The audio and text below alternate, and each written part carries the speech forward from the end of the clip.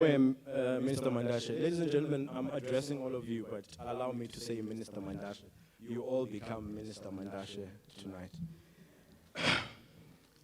Minister Mantashe, somewhere in this room is a young lady named Mafuguzela. She hails from Utsolo. She's a green building and sustainability consultant.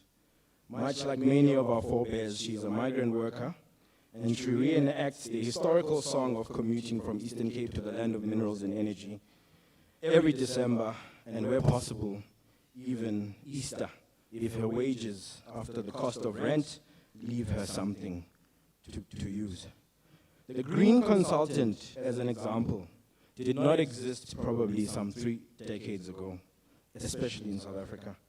And so it is an emergent model of what is possible in the green transition, because it connects the traditional and modern ways of building to the new experimental ways.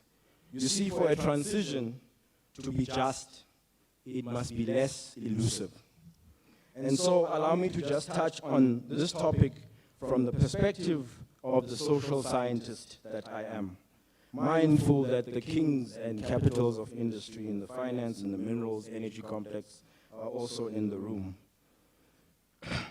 The city and the township as it exists today, the dichotomy between the rural and the urban, exists because of the minerals and energy complex. And so the way South Africa is shaped is by this very same energy complex. Somewhere in this convoluted context lies the diminishing hopes of scores of young people who, whether certificated or not, are languishing in waithood, falling prey to drug syndicates and organized crime, with a severe thirst to convert the poor, desperate South African into a criminal and a broken soul. Did the coal industry make a difference thus far? Did BEE and affirmative action explode the chances of the black child? If yes, how can we expand and amplify that impact? And you know, the people who want to can BEE, there are a lot of people saying BEE is bad. And us in the BMF are starting to develop a sense that even the narratives around state capture are designed to bury BEE and affirmative action laws. Well, if that's the case, they will have our parents to thank, those early beneficiaries of these policy schemes. What social mission and generational mission have we seen from those first beneficiaries? If not, what hope does the green transition then purport to carry? In a critical debate between President Kgalema Motlanthe and Ben Chirok in the New Agenda, it becomes evident that whatever these transformation laws have sought to do, the result is that the youth are starving, the women are neglected. But strangely, there has been no Arab Spring, as was often warned. The youth have not spilled to the streets. The youth are still in waithood, waiting for you, Bazali Betu, to give us a chance to speak up like the obedient children you brought us up to be, waiting for a chance for you to give us a break and steer the wheel for only a moment while you take a much-needed power nap, driven by the insights of the education and skilling you fought so hard to afford us. And so tonight is not about rehashing the problems we already know. It is about you hearing our enduring cries. For South Africa to grasp a governance future in the context of decentralized energy systems, the youth will have to be the drivers of the conversations. And you, Minister Mantashe, will have to willingly coach us and allow us the space to work with you. But let us drive. Make peace with your mortality. Your family name must not end with you, and so too the name South Africa and all it stands for. For actual systems of delivery to enable our people to have access to energy, water, and food, young entrepreneurs will have to be mobilized in shaping the service and the value chains of the new micro-communities and urban exodus that COVID-19 has brought. Once again, if you read Kabisama Fuguzela's article on her December trip to the Eastern Cape, you will see that the working in Gala is now possible for someone employed in Sandton, or working from Kobo is now possible for someone employed in a burnt-down parliament in the Republic of Cape Town. And so, enterprise and idea funding is needed, Minister, to unlock new and unpredictable value chains. What she finds when she gets to Tsolo is that not only is she an outsider to the socio-economic complex of Johannesburg, where she's an educated labor source, but she's now a stranger in a neo version of Pakistan or Ethiopia. And so she withers in her ideas as her brethren cannot access the solutions locked in her innovative mind. In this context, is this the context of a just transition? There are local South African issues that are irrelevant to the interests of global flows of capital. Yet somehow the voices from the globe suspect that a just transition will be bought by all. I suspect, however, Minister, that there will be changes to the energy system, whether we like it or not, and so we must not get left behind, not even by fintech and their new marriages and so on. We suspect that the commodity bounce back we saw under lockdown will not necessarily translate to material changes for Makanya and myself. Prof. Vishnu Padiachi reveals something rather very interesting, that in essence, South African policy and the prospects of its implementation remain entangled in an ever-brewing deadlock between how many white male economists are involved in shaping it and the black politicians who are to implement it, and whatever quibbing exists between them, while our futures are held ransom. Yet the very young people in this room, the immense intellectual wealth that is left in black hands, are nowhere near that engagement. And so, Mr. Mantashe, SAYEC are right. You have to be bothered if there are no young people involved in your processes. This call for 40% representation is rather generous, if you ask me. And trust me, we will still not take to the streets. We will wither in hunger, depression, desperation, and despair as you, our parents, look on. The clever syndicates will instrumentalize us and use us to destroy the future of this country. We will at best become Amapara. And so, until Wasim is given a slice of the DMRE, he's not paying me for that either, coupled with these public employment schemes like YES and EPWP, to commit to letting young entrepreneurs pioneer the experiments needed to shape work in the 4IR and to imagineer this just transition. We will be back here in South Pakistan, when the rest of Africa may have been banking on us to get our act together.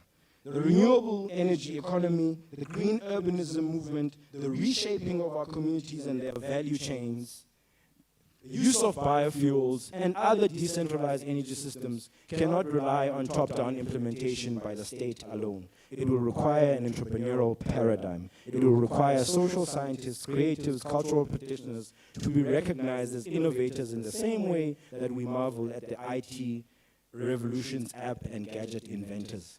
These are the people who will get community facilitation right with tribal authorities and villages where mining tensions brew.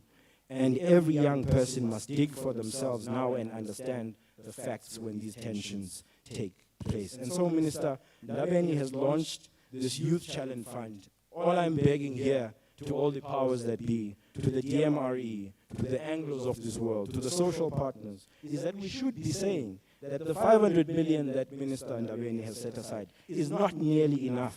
They should stop casting doubt on the credibility of the NYDA. It is our only agency at this rate. We need to seriously say the TVET system has 7 billion rand in allocation. Our valid vision and historic mission must be to blend these resources so that there is an entrepreneurial ecosystem for these graduates who are sitting here. For the Africa Free Trade Agreement and for doing business in the BRICS and the Global South. A just transition for us is about seeing the dwelling as a decentralized energy prosumer, enabling the builder, the electrician, the care worker, the subsistence farmer, the fuel retailer to rethink their resource flows one house at a time, so that hopefully new and just modes of governance can emerge that rely on a strengthened civil society as well as a robust and complex adaptive coalition to ensure that our leaders serve the people. And so I hope tonight that all these brilliant minds who are here, these clever blacks, will not betray the scores of young South Africans who really just want a basic trade-related job so that they can have bread and milk. Find new friends here, I tell you. Collect new numbers. Get out of your comfort zone. Hound new people. In a job advertisement somewhere in the Republic of Cape Town, some renewable procurement programs required these skills: project developer, renewables, business developer, solar and wind, senior consultants, wind and solar yield, grid manager, local acquisition managers, and so on. And I wonder, where are we going to find the young South Africans who possess the skills for this? Where are the black entrepreneurs who are going to create the new places of work for this experience to be developed? We missed an opportunity under the 2 years of lockdown and social stagnation. We missed the moment to address our root crisis of high illiteracy. Now we must figure out how this education system will produce candidates who must fit into this eye of the needle that is the just transition. At the very least, I would suggest that the young people here join the BMF, join SAYEC. It is my job, after all, to invite you to these organizations. Come and do our Young Professionals Development Program so that we can conscientize you on this stuff. We are drowning, and this country needs more navigators who will not be tricked by the bright lights of the Golden City. Because as we as young people don't do that, just transition, as one scholar put it to me, will remain just word salad. Thank you very much, ladies and gentlemen. Congratulations to you, Makanya, and your team. You're doing a sterling job. I wish you, everyone, a good evening.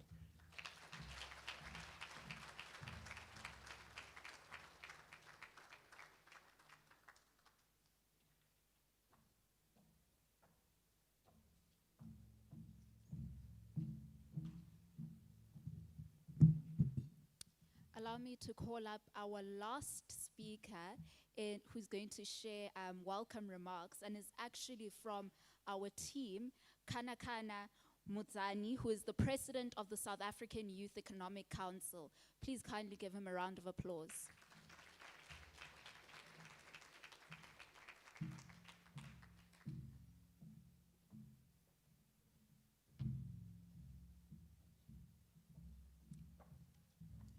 Thank you.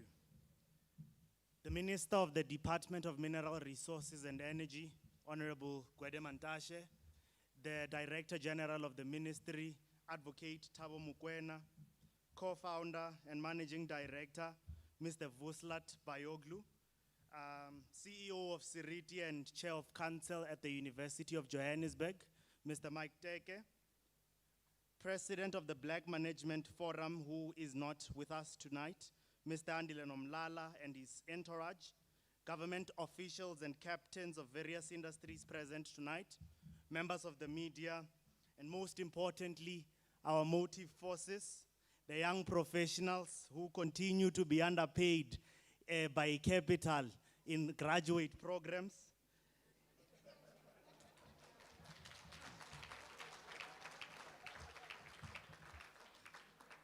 Students from various institutions of higher learning, and most important, young people who hail from marginalized rural communities who are here tonight with the intention of improving their livelihoods. Before I proceed, I must greet you all in the name of youth empowerment, in the name of youth development, and in the name of youth representation in executive positions and board positions in various departments, in various SOEs and private entities. Ndimadekwana. Well, ladies and gentlemen, before I can actually proceed with my speech, I think it is of paramount importance that I provide clarity on something, because I was engaging with young people outside and they're saying, hey, Chana, we are all looking proper and we are at Senten. We have arrived.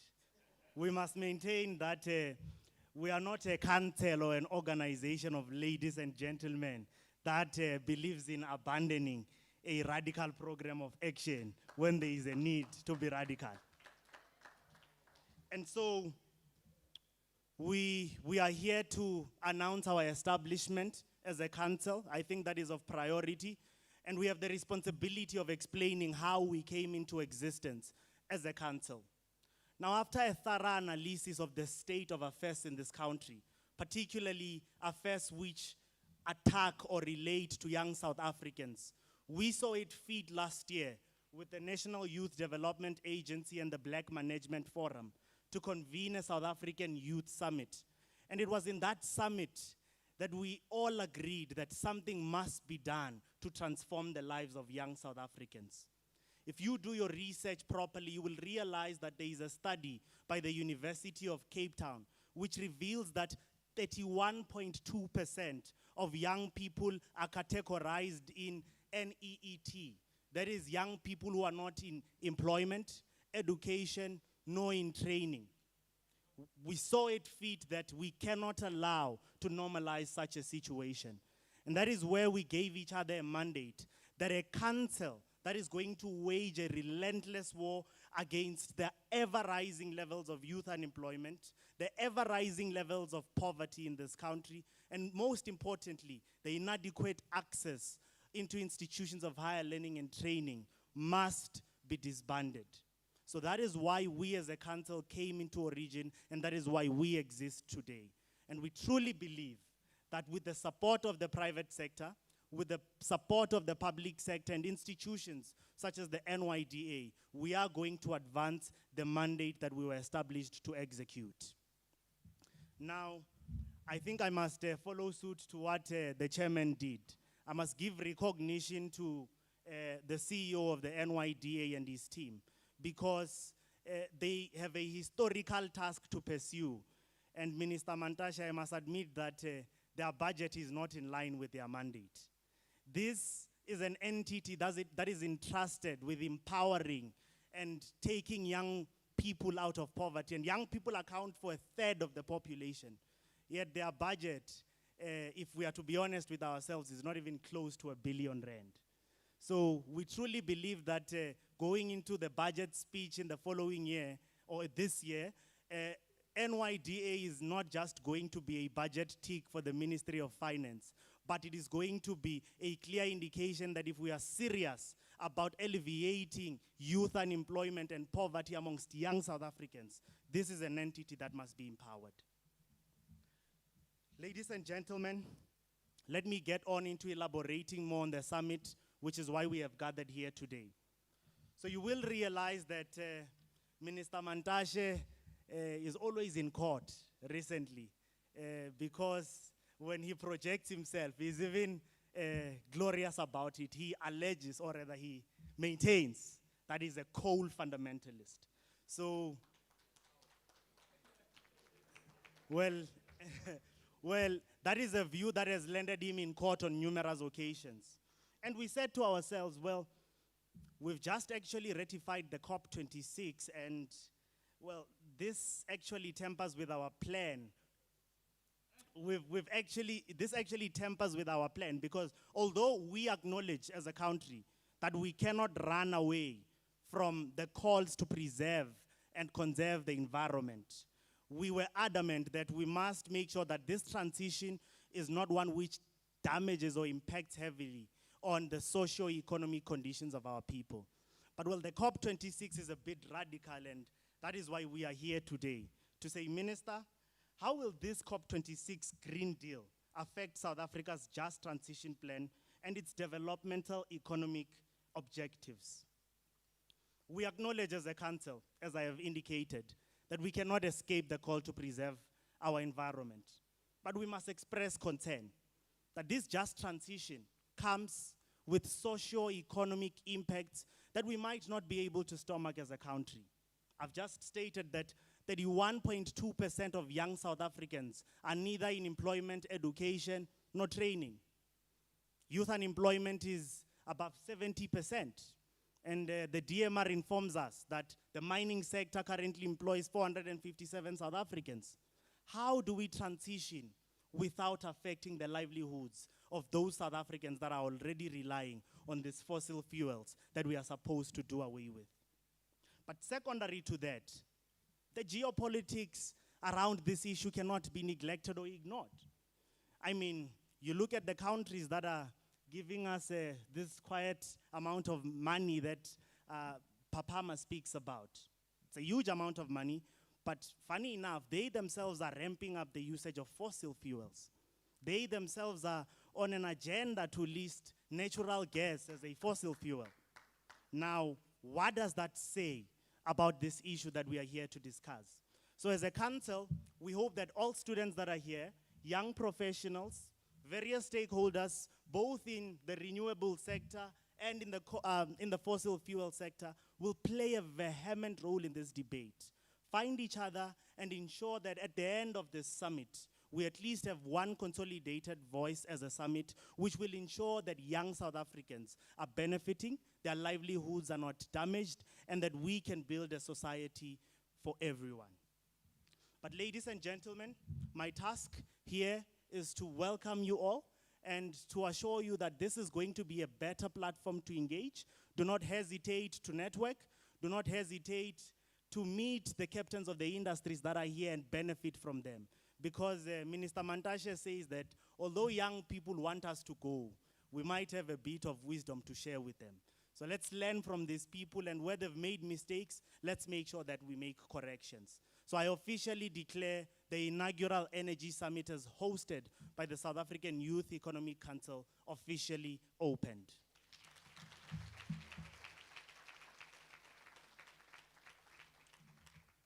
Well, ladies and gentlemen, we are prepared to force the stakeholders, as I'm about to go sit down, to make serious pledges. Because, as I said, we are not an organization that is only going to convene you in summits, and when we leave, we go back to the marginalization and the conditions that we came from.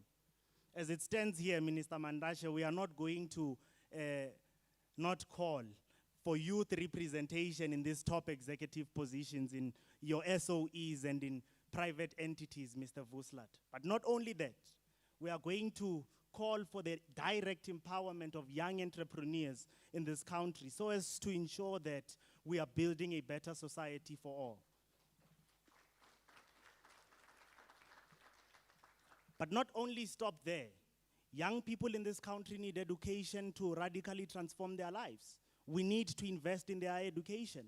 We need to have young people from rural Lusikisiki and rural Venda being granted the opportunity to study in STEM-related fields so that they can come back and add meaningful change in the South African society. So we must invest in our education. We must invest in our youth, because President Tambo reminds us that any nation that does not prioritize its young people cares less about its future. And as the South African Youth Economic Council, we have arrived to the table, and we are here to remind everyone who is in the dinner table that young South Africans are still in Alexandra. Young South Africans are still in rural Venda, and they need better opportunities to empower themselves and radically change their lives. We want jobs, we want opportunities, not in 2030 as the NDP says, but we want them now. I thank you.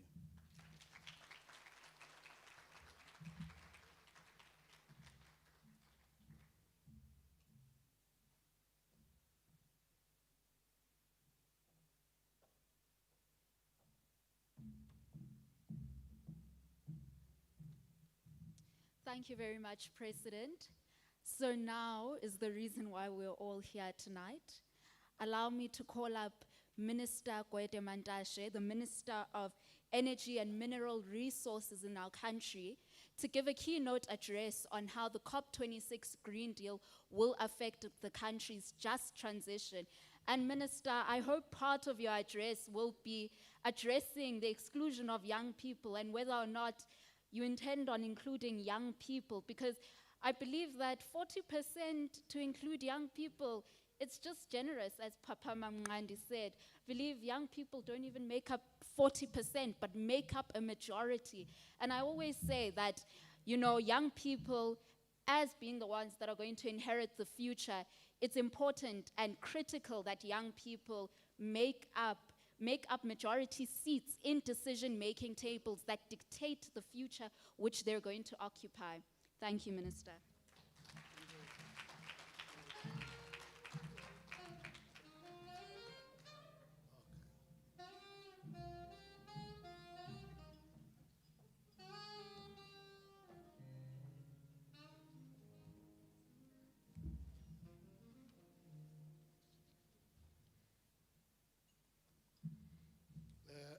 Thank you very much. As you have seen, I was welcomed by a group that was protesting with me, which was a warm welcome to this event.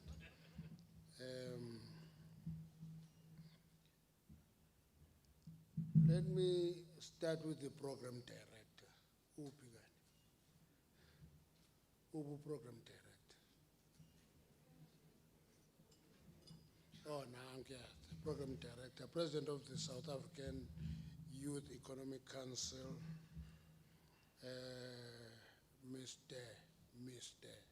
listen, Mutanane, Mr. Mutanane, and members of the SAYEC, captains of the industry, invited guests, ladies and gentlemen, Team TMR, a very important team. Thank you very much for the honor and the privilege to deliver what is called a keynote address at this important event, Inaugural South African Youth Economic Council Energy Summit. Now, I normally complain to the team, this thing of a keynote address kills the need for a conversation because it elevates you to deliver a keynote address and that's it. I prefer a conversation where ideas are thrown at us. But let me continue. Let me remind you of Fanonian reference. Each generation must, out of relative obscurity, discover its mission, fulfill it, or betray it. Some among our youth seek to immerse themselves in global challenge of our time. That is, at the same time, a vexing question in our next nation. So, as you fill this room, you have a duty, not to me, but yourselves, to either fulfill or betray your mission. So that will require sometimes to have running battles with you, chase us, but we'll always remind you that young people are needed in society. Their impatience, their eagerness to run fast is important, but you also need us to tell us that not at that speed, you're going to take the vehicle down the cliff. So that's what I normally call generational mix. Generational mix. I am a great believer of that theoretically. Drawing from the heritage of our liberation struggle of generations of youth at every moment in our national history, trusting themselves forward to force our society to take a leap forward towards national and economic freedom. You today unveil South African Youth Economic Council Energy Summit, a platform for South African youth to interface, share ideas, make proposals on the transition from high to low carbon emission, how it impacts them, respond to the access and security of energy, creates growth in the economy, and sustainable job is an imperative. Now, that takes us to a question. Just transition from where to where? And what is the content of that just? Because it's nice to say just transition and don't get details of that just. So to me, it's a transition from high carbon emissions to low carbon emissions. People who are simplistic about it, they say it's transition from coal to renewables. And I'm saying, no. Is transition from high carbon emission to low carbon emissions. Now, the president say I'm a coal fundamentalist. It's a title I've earned, that I'm a coal fundamentalist. I've earned another one, that I am a fossil fuel dinosaur. And I asked the team, I've been in energy for 2 years, already I'm a dinosaur. And the last one, which I've recently earned, I'm the biggest polluter of the year. I run no entity. Vuslat is the biggest polluter than me. He runs entities, I don't run any entity. Now, South Africa's national interest and consideration for a just transition are integral to our policy environment. Now, the National Development Plan envisages that by 2030, South Africa will have an energy sector that is, one, provides reliable and efficient energy service at competitive rates. Competitive rates. I must also inform you that ESCOM is not in my portfolio. Okay, so it's a disclaimer. It's not in my portfolio, and I'm putting that disclaimer, and that's why I can easily continue to ask, how does ESCOM want another 20% increase on electricity price? Now, I become a citizen when I ask that question. But we must provide reliable, efficient energy service at competitive rates. That means people must afford it. Number two, energy sector that is socially equitable through expanded access to energy at affordable tariffs. Now, I don't know if we remember that in 1994, less than 39% of South Africans had access to electricity. Today, 87% of South African society have access to electricity. So, and many ask, what is that access? I normally tell them that in Kala, where I come from, almost every heart is connected to electricity. But that electricity is mainly used for lighting, for space heating and clean cooking. We use something else. We still collect wood, we still collect coal, we still buy paraffin, and that talks to us to address that issue. The third one is energy sector that is environmentally sustainable through reduced emissions and pollution. Now, that's where the debate is. You have talked about the 131 billion rand that is at our disposal. And I was saying to, I'm told Mike Teke is here virtually. I was saying to them, you know, we need to reduce that emission. But to explain my thinking to the Deputy President of the country, I said to him, get a helicopter, fly from Nelspruit to Johannesburg. He did that. That at the end of that trip, let's have a meeting. We had that meeting after that trip. And he is from Mpumalanga.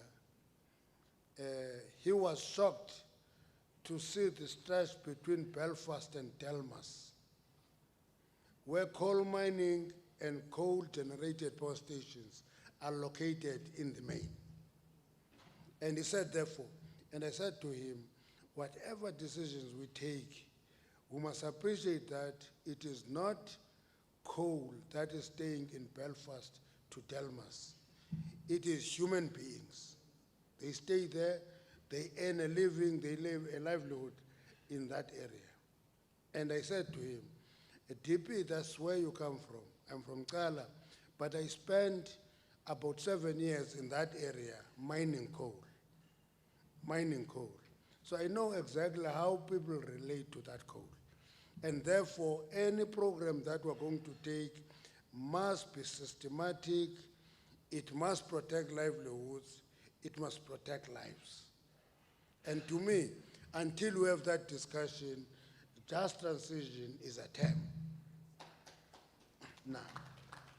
Now, and to me, just transition must mean talking to the content of that just. Now, the NDP vision on energy is informed by various policy discussions, including the Stellenbosch ANC National Conference debate, the Integrated Resource Plan, promulgated in 2011, and the international experience. Today, we have IRP 2019 as a blueprint of electricity infrastructure built towards 2030. So everything we say this is where we are.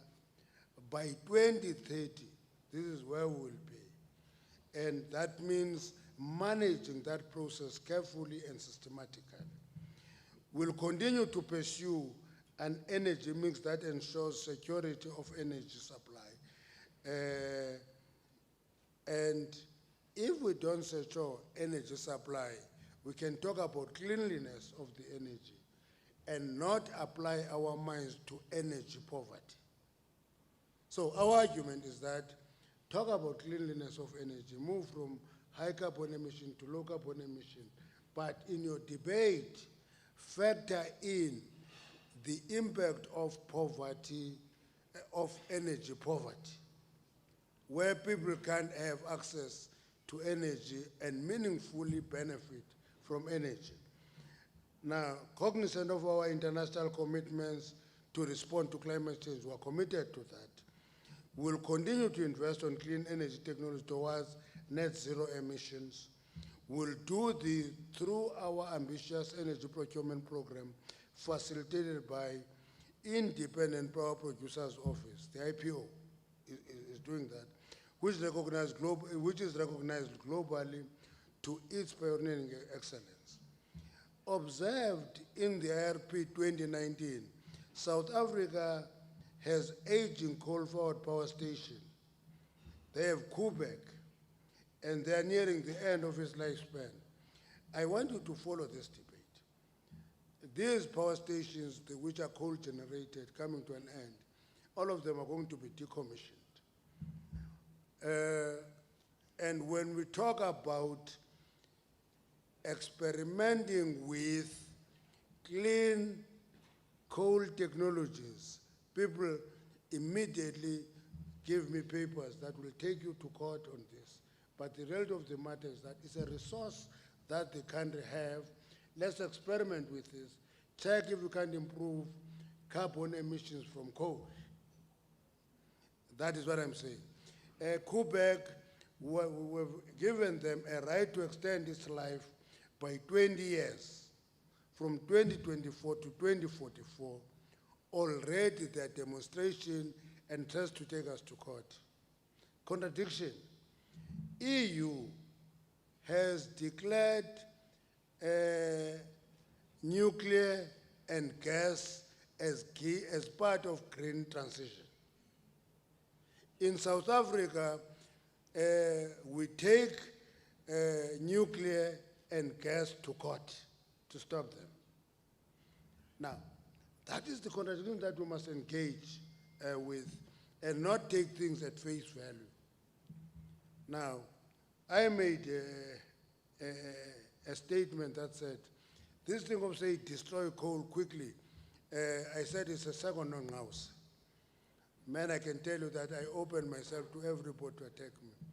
Longhouse is a story in my province where some prophet said we must kill all the cattle who are going to be rich more and more. Now, and I said we're still waiting for that richness in my province. We still starve today, but that was a prophecy. And I'm saying you don't destroy what you have on the basis of hope that something better is coming. You build for the future on what you know and what you have. So that approach to me is scientific, it's systematic, it protects the present ability of the state to supply energy to people. Our country relies on about 75% of coal electricity generation. We're running a fleet of 16 coal-generated power stations, 16 of them. I can tell you by name, I've been to every one of them. Okay, I've been to every one of them. They're here, there are 16, they are concentrated in Mpumalanga, but there is Majuba right on the border of Natal. There is a power station in Limpopo, there's a power station everywhere else, and all those power stations give us electricity. When we have load shedding, it's not about the weaknesses of renewable energy. It's about suboptimal generation of energy by those power stations. Those power stations have a connected capacity of 45,000 megawatts. But at best, they produce at 33% when they are doing better. And that gap between 45 and 33 talks to the load shedding that we experience regularly. And we must pay attention as we increase new capacity. We must also pay attention to optimization of the operation of the power stations that are in place. That monopoly, energy generator and energy supplier, still have a responsibility on us. We can take it into rush, kill it off, and destroy them. And I normally use a term that says, it's fine with me, we'll breathe fresh air in darkness. That's it. We'll breathe fresh air, but we'll be in darkness. That's it. And I'm saying that is not the correct option. Let's move systematically from high carbon emission to low carbon emissions. Now,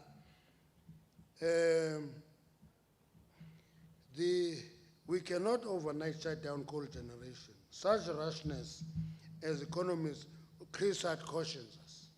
As an economist, when it is said by Chris Hart, people start believing it. When I say it, they attack me. Yeah. When it is said by Chris Hart, they believe it. When I say it, they call me a coal fundamentalist. Chris Hart says, shutdown of coal generation, such rashness will lead to a costlier electricity, fewer jobs, and a country with quasi-third world economy being relegated to the fourth world division. That is Chris Hart, it's not me. But it is one of those people who are beginning to say that in the madness of Minister Mantashe, there is a method. Okay, there is a method in that madness. Notable, some among us motivated by agendas not of our own and kowtowing to external lobbies have sought to project us beholden to coal sector and particularly the emergence of black capital. In mining, I can say that without fear or favor, that one of the sectors of mining that has actually transformed is coal. It's coal.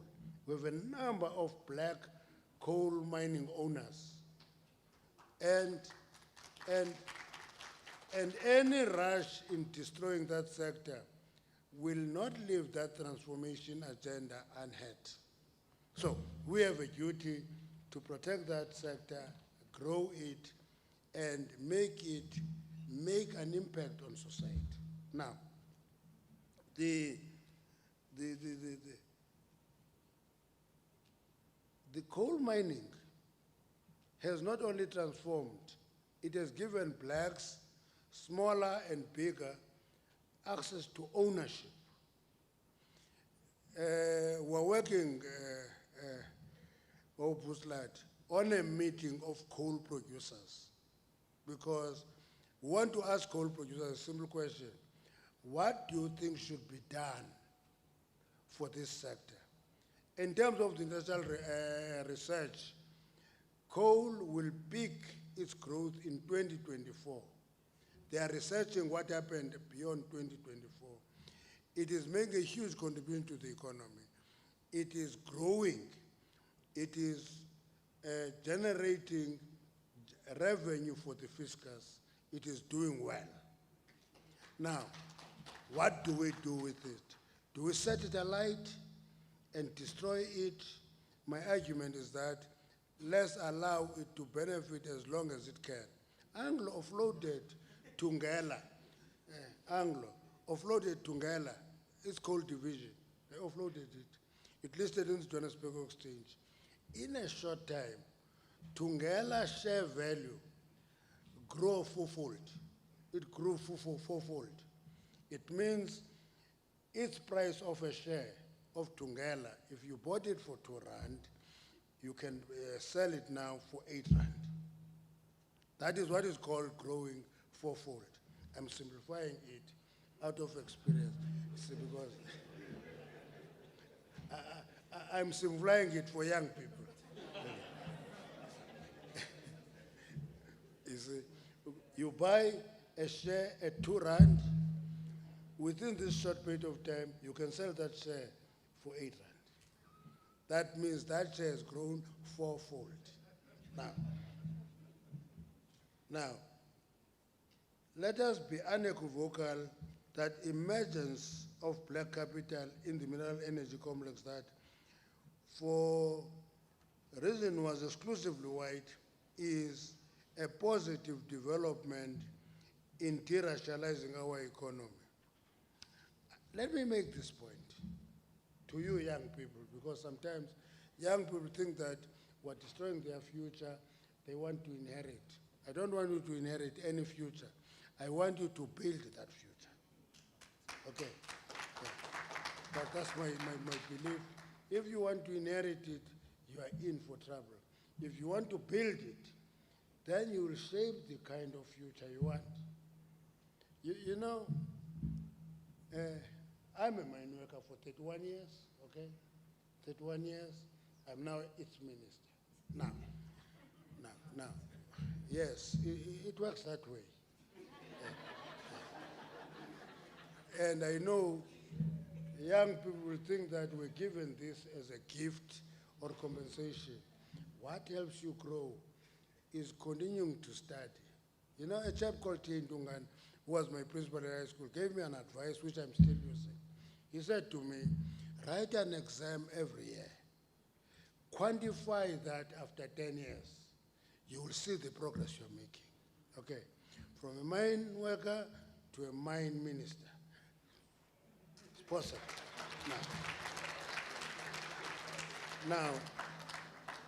Now, I'm making this point because in 40 years of Nationalist Party rule, there was never one Afrikaner CEO in mining. Not one. Nationalist Party was in power for 40 years. It never produced a CEO in mining for 40 years. We are now going for 30 years by 2024. We have produced a number of Afrikaner CEOs. We have produced a number of black CEOs. We have produced a number of female CEOs. I don't know if you know that in major mining companies, 3 of them are run by female CEOs. Kumba, Exaro, Anglo Platinum. All those mining companies, I'm not talking of the smaller ones. I'm talking of the big ones that are regarded as big companies. They are run by female CEOs. For the first time in 131 years, the Mining Mineral Council is having a president who is a female. First president who is a female in 131 years. So there is a change happening that we're not paying attention to because we're in a grievance mode. My argument is that let's get out of a grievance mode, roll our sleeve, effect the change. Now, a non-racial government committed to transformation should not be cowered into submission by misguided racial ridicule. I'm sure you all seen the first report of the Zondo Commission. I've read it. I'm in 468 page 468 of the first one. I've read the arrest. I'm now on page 468 of that report. That report, I'm warning you, you are going to see a heavy attack on something called deployment. Deployment. And it will be projected as the ANC wanting to run a parallel system. When they say that to me, as an old person, not young, I'm old. So, sometimes you get confused because I'm handsome. Now, that I'm handsome doesn't make me young. I'm old. Now, I said to them, you know, in 1994, every head of department in the state was a white male. Everyone, white male. Everybody in the companies were headed by white males. You see, that was the situation. We have changed that because we took a decision to intervene deliberately in the system. It is attack, it's not an attack on deployment, it is an attack on democracy and transformation. And therefore, that is the future that you must build and strengthen. Now, there are also those who wish to proclaim our so-called fundamentalism. Yet our largest allocation on the IRP for new generation capacity to be developed between now and 2030 is on renewable energy. People don't say that because they want to project it as coal fundamentalist. But the biggest allocation of growth in energy is on renewables. This includes 14,400 megawatts wind, 6,000 megawatts solar, 2,800 battery storage, and 2,500 of hydro. Those are renewables, all of that. To date, the department has completed the procurement of 6,422 megawatts, 6,422 megawatts of renewable energy through up to bid window 4. By the end of June 2021, at least 5,422 megawatts from these bid windows were already connected to the grid. But when you read newspapers, they will not tell you that story. They will not tell you that story. And we are in a process of procuring at least 6,800 megawatts renewable energy. About 2,600 megawatts of this power falls in bid window 5, who have just approved. 2,600 megawatts renewables we have approved. We've just approved them. And whose preferred bidders were announced at the end of 2021. Instead of applying our minds to that, there was a tension of who is it who have got the bid windows approved. And others wanted us to disapprove it on the basis of a name. Who is that black person, and so forth. But they don't ask the question about foreign companies that are still dominating renewable sector. Nobody asks questions. But when you allocate the right to black people, they begin to ask the question, why this black person, why that black person? Until we tell them that, hey, listen, this black person offered us the lowest cost of the bidders. And therefore, we cannot discriminate against him on the basis of the name. So I'm illustrating this so for you to see that here is not an easy ride that we're working on. The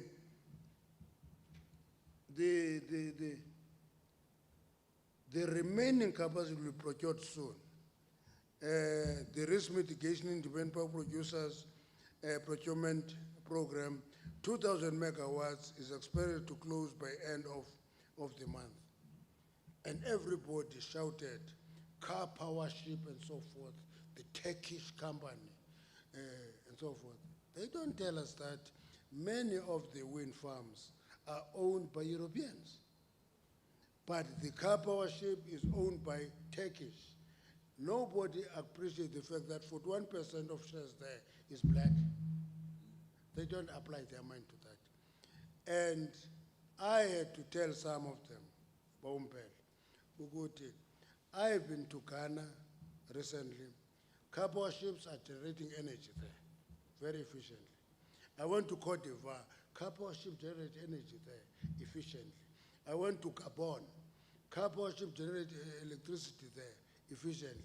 Another ship-based power generation has arrived in Mozambique. Now, because in South Africa, we use all arguments to deprive development of our people. And we must succumb to that. We can't succumb to that. We must push it to the end. Actually, the approach is kill all these projects through the courts.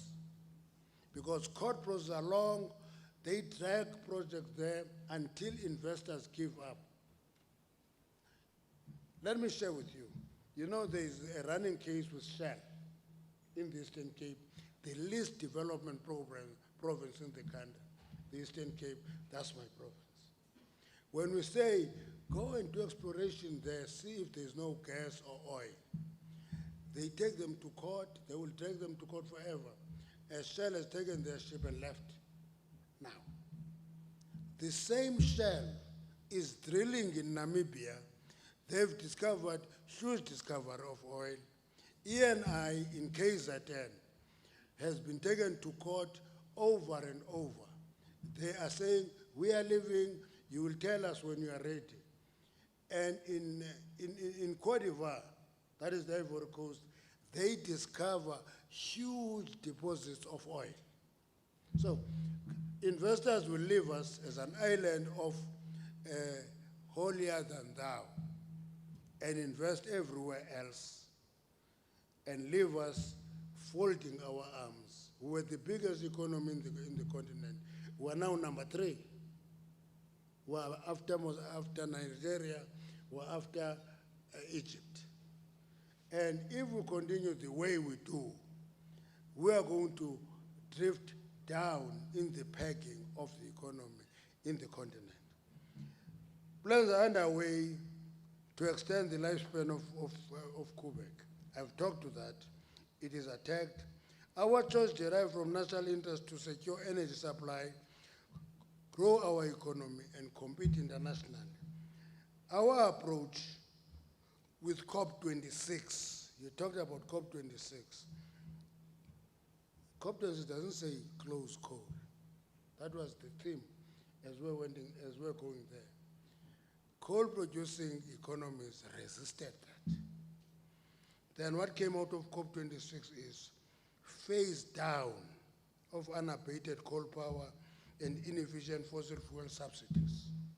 That is the outcome of COP26.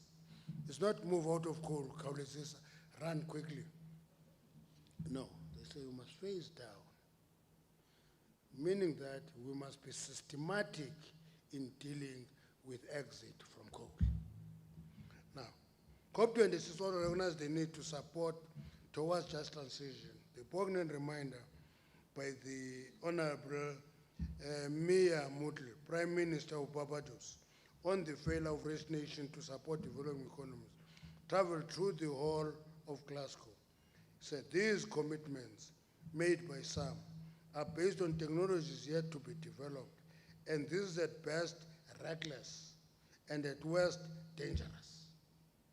Okay, that's what he says.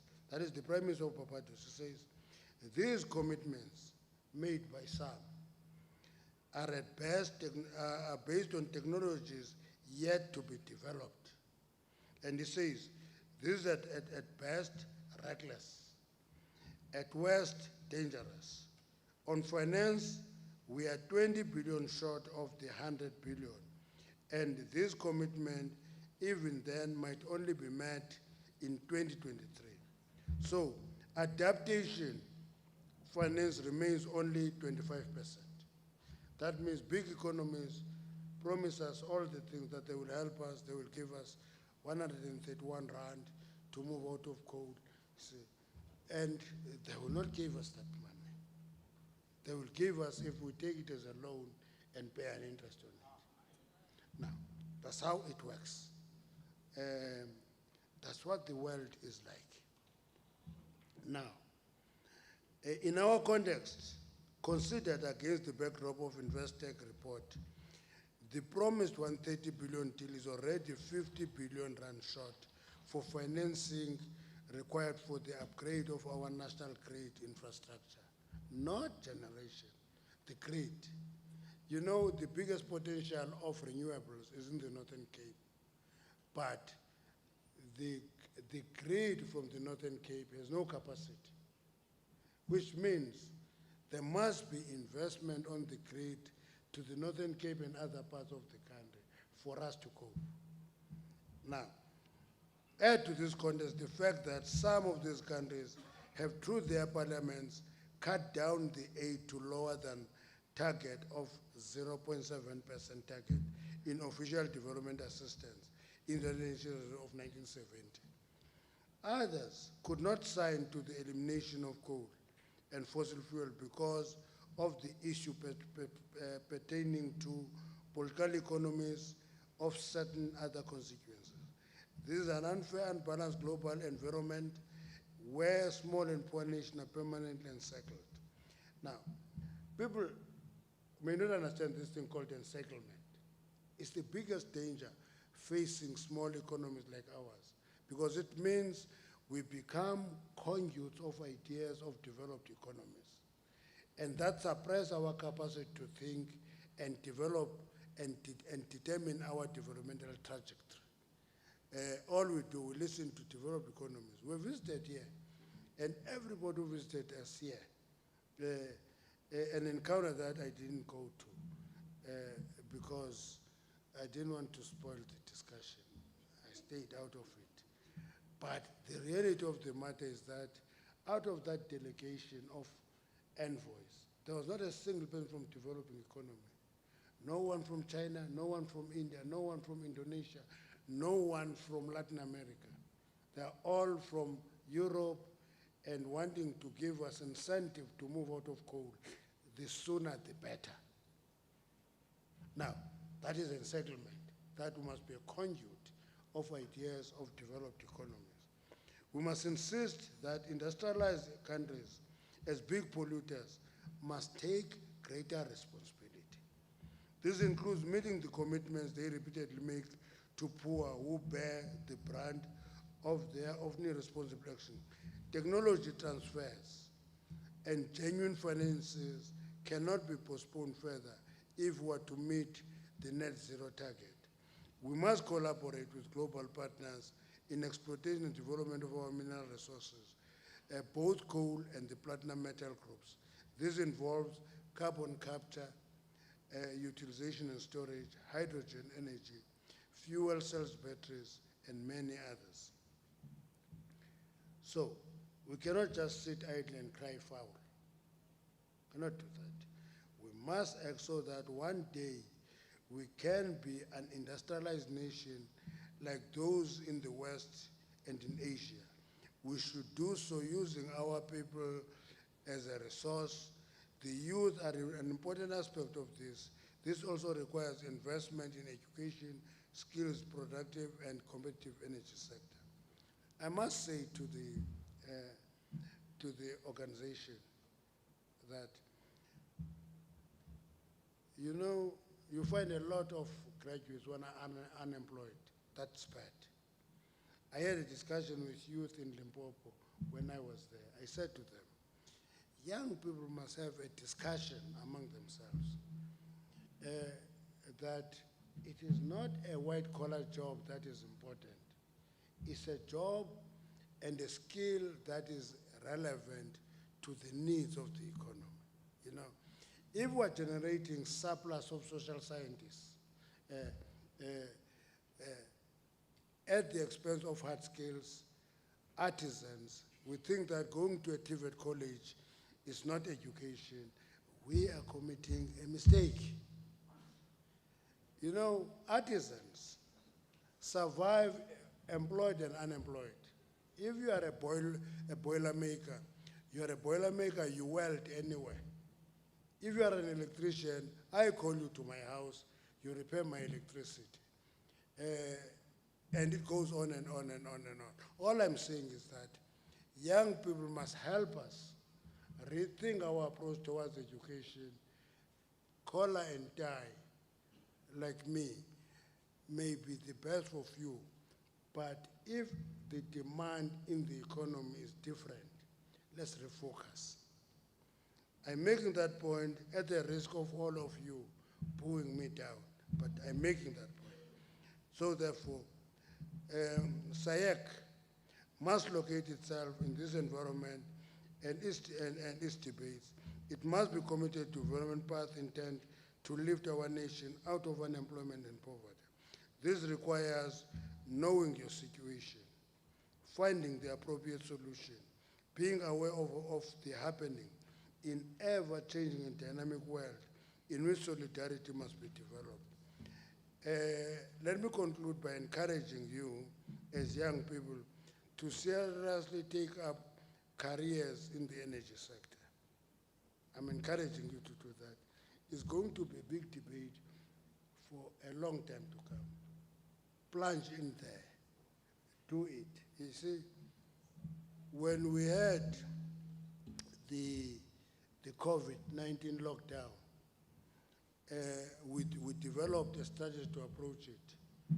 We convened a group of 15 young economists. Young economists say, leave the experienced one, get young economists. You know, what is nice about young economists? They say, you are downgraded by rating agents. You have been in junk status for the last 5 years. Now you are shocked because you are told. But you have been in that status for many years. So that is what we want from young people. Tell us what we don't want to hear, as long as it is scientifically correct. Tell it to us. Thank you very much. I appreciate that you invited me here. I'm very grateful that you all listened carefully. Nobody heckled me. And I'm used to heckling. And when there's no heckling at all, I think something is abnormal.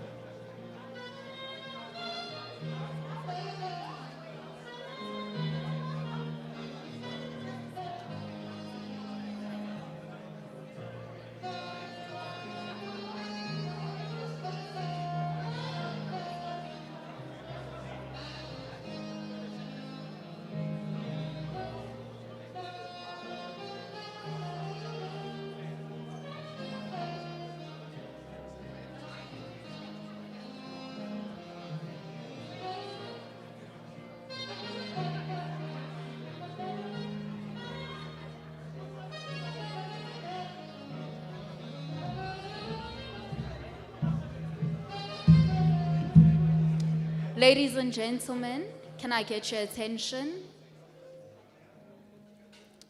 Minister, thank you for that address. One could say a lot about your address.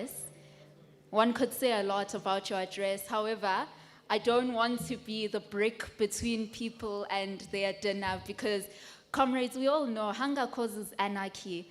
So it's very important that we delve into issues of the stomach. And with that being said, I'm going to allow everyone to serve dinner.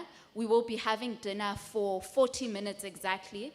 After 40 minutes, we'll call on everyone to come back into the room to then sit in for the panel discussion, which we're going to have with the minister and business leaders. And that panel discussion will be for exactly 40 minutes as well. And so allow me to release you to dinner.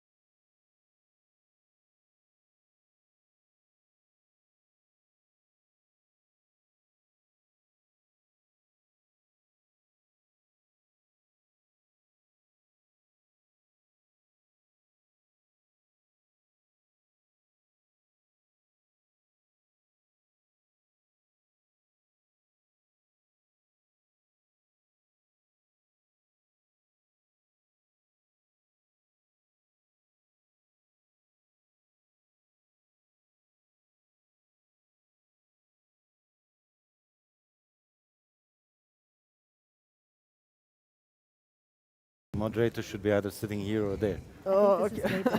Yeah, because you can see everyone. Yeah. Yeah, you're right.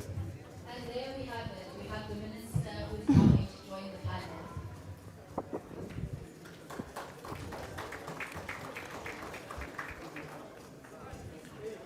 Do you know that guy, Mike? The guy who was talking now? No. So his name is Mpumelelo Makabela. He's our chairman. Oh, okay. He's an ex-journalist. Like he was the editor of Sowetan. Young guy, 42 years old, He's also but hands-on. fantastic. Like he comes to the office every Operates day. of the- Yeah, we work together. He started as a consultant, and then he's a very smart guy. He helps me a lot to strategize things. Fantastic. He knows He's mining a- now. Okay. After 4 years of Your being at mine, strategies. Yeah. mines, he knows. Lovely. Yeah. I There's a don't know what mic that here. mic is doing there. I'll just put it off. It's a Perfect. turtle. Fundamentalist from Woo! Sorry. Again, we meet again. I'm good, thanks. How are you? Hi, Mr. Mantashe. I am good. I will be the moderator today. Yes. Oh, yeah. Indeed, I do. I have tough questions. And that girl at the back, There you go. Thank you. she's our corporate communications manager. Which one? CP at the back, can you see? There's a girl there. The With a one mask. in a black mask. Yeah. She's our corporate communications What's her manager. name? CP Vetana. I'm not too sure. She's We're going to from find Eastern out. Cape. Okay. The A lawyer topic by is profession. The Fantastic. general theme And, for the event. she the started 3 years COP26 ago. Green Deal. Good evening. If you did what? Yes, indeed. No, I'm wearing a mask. And I don't want We'll find out very soon enough, right? All right, I think we can begin. So your team is here. She does a great job. That's good.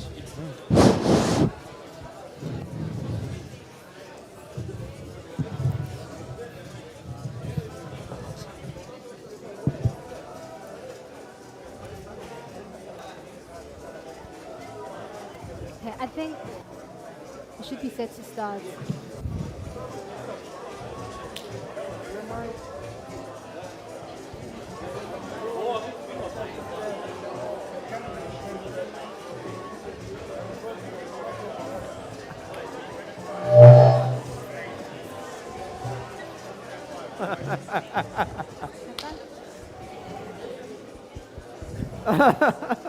Good evening, ladies and gentlemen. Can you hear me? That's terrible.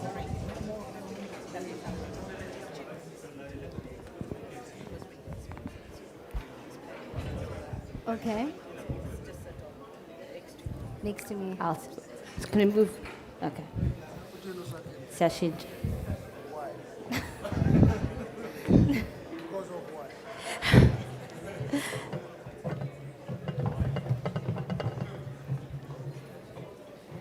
Musical chairs.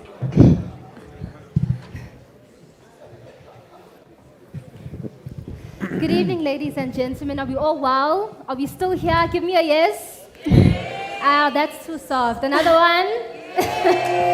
Awesome, awesome. Good evening, ladies and gentlemen, and thank you so much for coming to SAYEC's Inaugural Energy Summit. Igama lami Sithandiwe Msomi, and I am the national spokesperson of the South African Youth Economic Council. And I've been given the hard task by my colleagues to ask a co-fundamentalist and executives in the mining industry what they think about green energy. So pray for me, please. But other than that, this occasion is one that is incredibly important for all of us. We know that we need an economy that is powered up, but a transition into renewable energies, or as the minister put it in his address, from high carbon emissions to low carbon emissions, needs to be one that will sustain our economy for us as young people, because, Minister, you won't be alive in the next 100 years. We will. And as such, I think it's incredibly important for us to have these, no attack, Minister. But indeed, the topic that brought us all here today is how will the COP26 Green Deal affect our just transition and the achievement of our developmental economic objectives?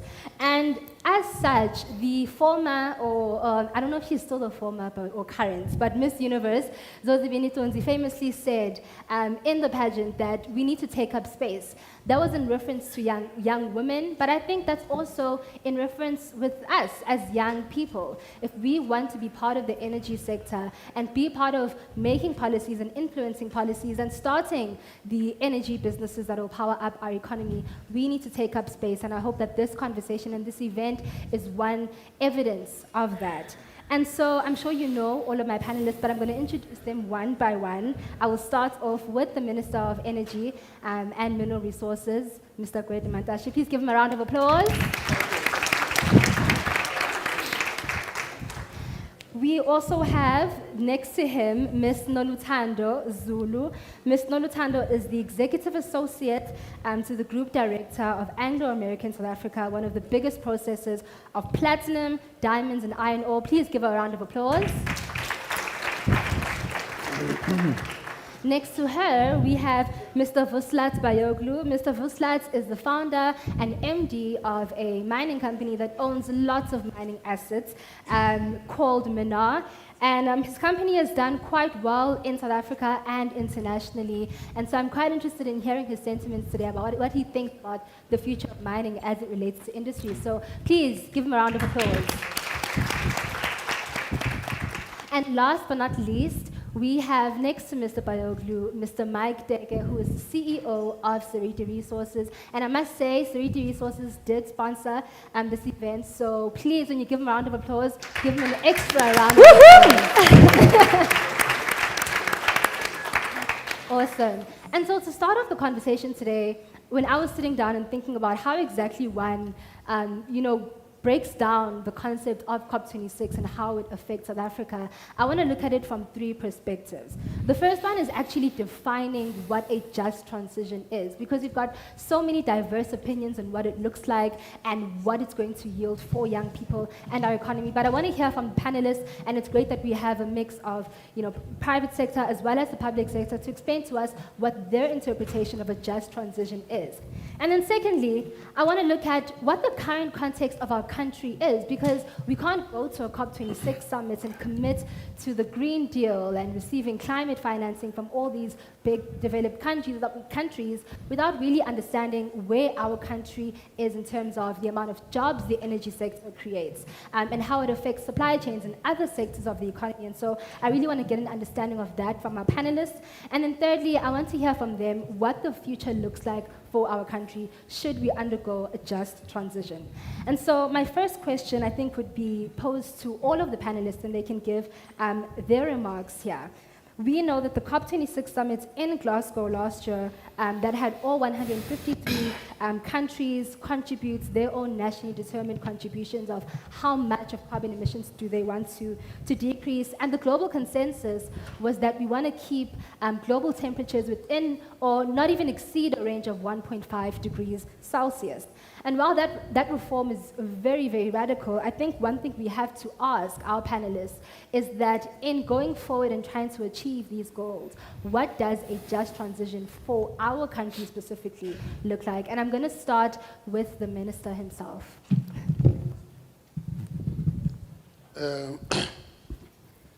You are starting with the wrong person. You should have started with those coal producers.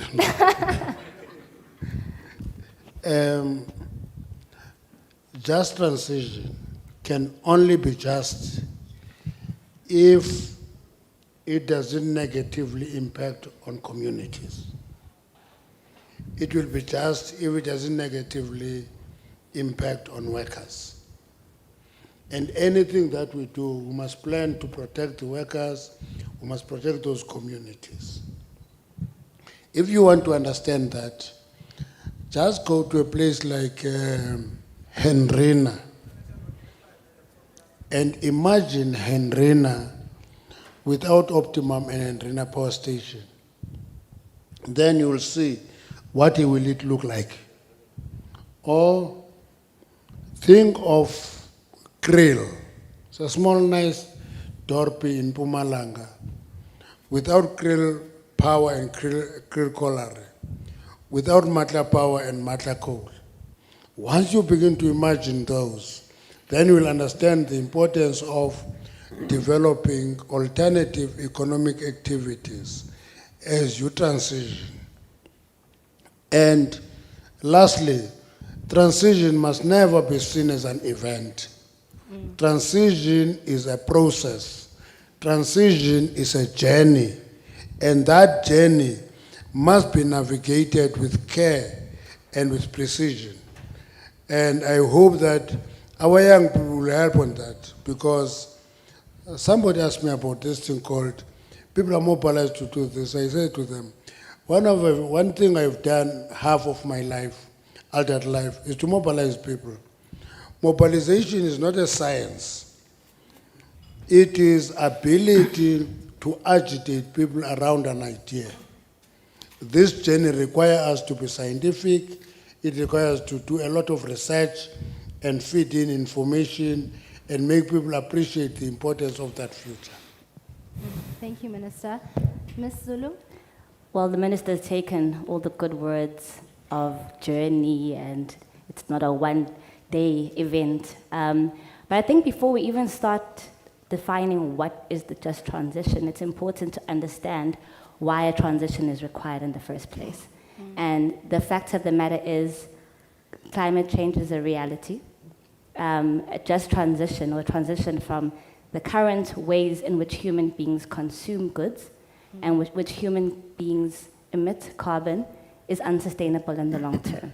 So fully understanding the science and being one with the science and understanding that it is important, it is a necessity to transition.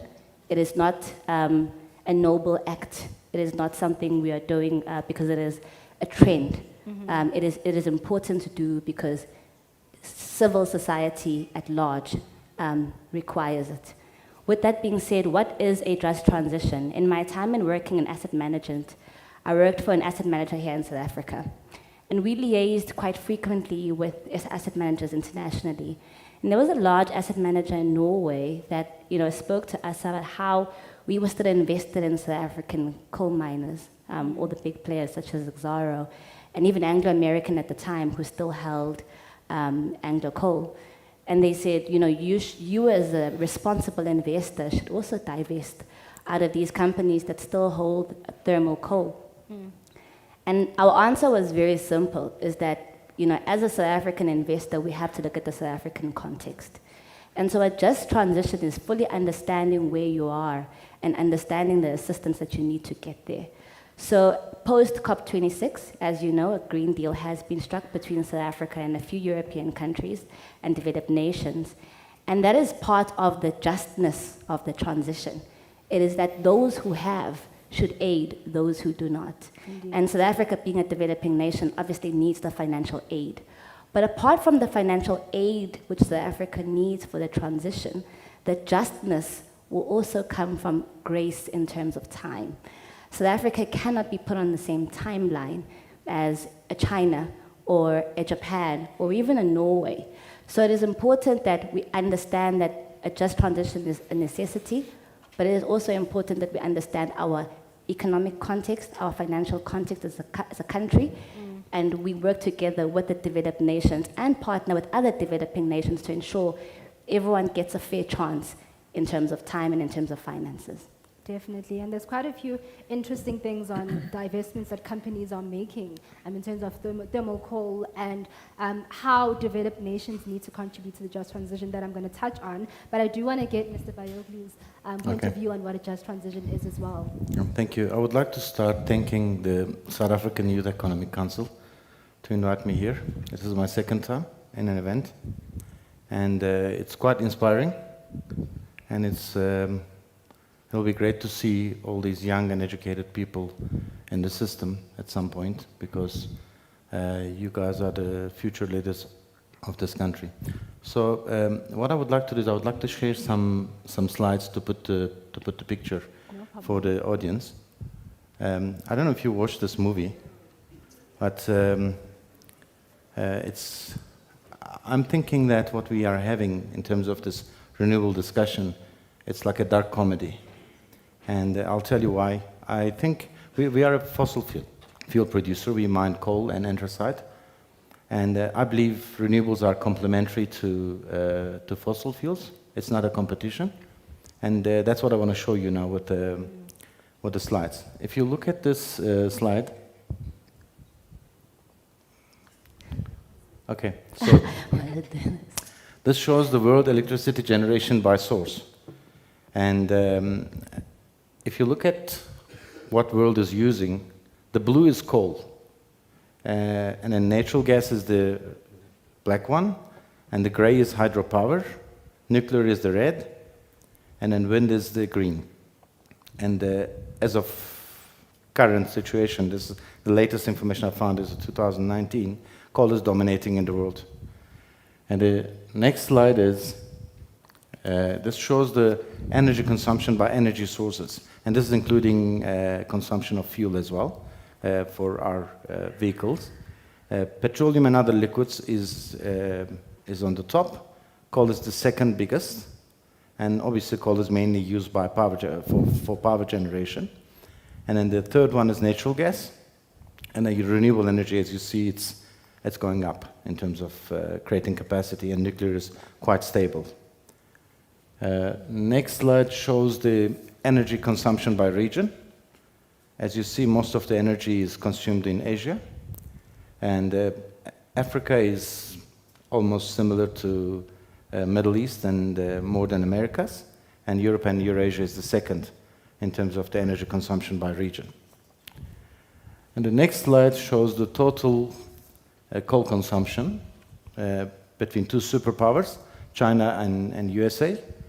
The next slide is going to be that one. But China is, if you look at what they consume, they are using about 3.7 billion tons of coal a year. And then India is the next closest to China. It's about 1 billion ton, Minister, a year. And then US is using over 500 million tons. And Europe and other Asia is following that up. So China built its economy on the basis of coal, and they carry on using coal. And this shows the US and China. If you look at the comparison, China is far advanced in terms of using coal, and United States is using mainly natural gas, and hydro, nuclear, and biofuels and waste are very, very little. And then next slide shows the South African facts. We have 35 billion tons of coal, and we are producing 277 million tons per annum. This is export, Eskom, Sasol. And then we are exporting about 85 million ton. The industry is employing, the 2019 numbers, 92,000 people. And then it's paying 28 billion rand in wages. And we have coal reserves for 173 years in South Africa. So next slide shows the new coal plants in the world. As you see, there's not many in Africa. It's mostly in Asia. But there are 1,002 new coal plants that are currently planned, permitted, and under construction globally. And then the next slide shows the current operational coal plants. 6,593 operational coal plants in the world. And as you see, in Africa, it's only South Africa. The rest is almost nothing. And most of the coal is generated, coal-fired power is generated in Asia. So the reason why I showed you this is we have sun during the day, and then the windmills turn when the wind is there. And when it's daylight and when the wind is blowing, we cannot store the energy. We can store very, very small amounts. Maybe the technology is going to be developed. It's going to come to a commercially viable situation. But currently, the humanity cannot store the energy commercially in big quantities. So we all need energy 365 days, 24 hours a day. And we need uninterrupted power. Okay? And if you look at the slides that I shared with you, world is using coal, but they are telling South Africa, don't use coal. That's very interesting and strange, I think.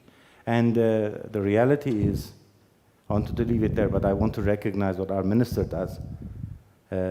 He is called all sorts of names he mentioned, but the reality is, he is defending coal because we have coal in this country. So let me give you an example. If you live in Saudi Arabia, if you say that, no, you must stop oil production, I don't think you will exist next day. You will be in the jail, most probably. Okay. So we, in this country, every day, we have to deal with a cult, unfortunately, which stops Kolobeni, which stops Shell, which stops Tendele, which stops ZEC. Every day we have to deal with them, and at the end of the day, people's jobs are affected. And what COP26 should mean to South Africa is, we need coal in this country. We need to produce power from coal because that's our source of energy. We don't have gas. We will use sun, we will use wind, they will be complementary. We are not against that, and once humanity finds the way to store the energy, then there will be transition. But not just transition, there will be transition. Thank you. Thank you for those sentiments. And Mr. Mike Dekker? The first point I'd like to clearly make is that I'm not an environmental denialist, okay? Number two, I understand climate change. Scientists have proved it over the years. But the most important thing, as a country like South Africa, where we are in a region called Sub-Saharan Africa, or we can say the continent Africa. South Africa has a well-established grid. South Africa has got 15 coal-fired power stations. Are you saying to me, we switch off these 15 coal-fired power stations today? Is that the question? Is that the point? Is that the message? No. This is a journey that we're going to traverse. The second important thing is, Elon Musk was asked a question in front of oil producers. They said to him, if we were to switch off tomorrow the use of hydrocarbons, do you think the world will survive? And he said, no. We need hydrocarbons. Much as we need fossil fuels, we need coal. We're still going to mine coal for years to come. The issue about renewables, there are people who believe that as coal producers or as coal miners, we are against renewables. I'm not. They have a place. I drive an electric car. There's nothing wrong with that. The world is transitioning. But let's be careful of something. If you go and read the 17th Global Report on global risks that are facing the world in 2022, it's World Economic Forum, they talk about one of the risks amongst several. It's a disorderly climate transition. A disorderly climate transition means that you will shut those coal-fired power stations in Mpumalanga, as an example, tomorrow. You have communities who live there. The unemployment rate right now, as I speak to you, is very high. We face poverty. We need to be responsible in the way we traverse this journey towards that transition. We cannot talk about shutting down all the 15 coal-fired power stations today. The Department of Mineral Resources, yes, Minister, I know they call you names. The IRP clearly states that by 2030, renewables will be accommodated, and coal by that time will have moved probably from 80% of our electricity generated in South Africa to 43%. None of us has said we object to that, the power stations must operate. Eskom has clearly stated that there are power stations that they will retire because those power stations are very old and they are taking a lot of money in terms of capital to refurbish or to rebuild them. But you will still have coal-fired power stations, you will still have coal mines, and you'll still have a lot of you who are entrepreneurs, young people who will want to do business in that space. There's a space, this transition must be handled responsibly, not in a disorderly fashion.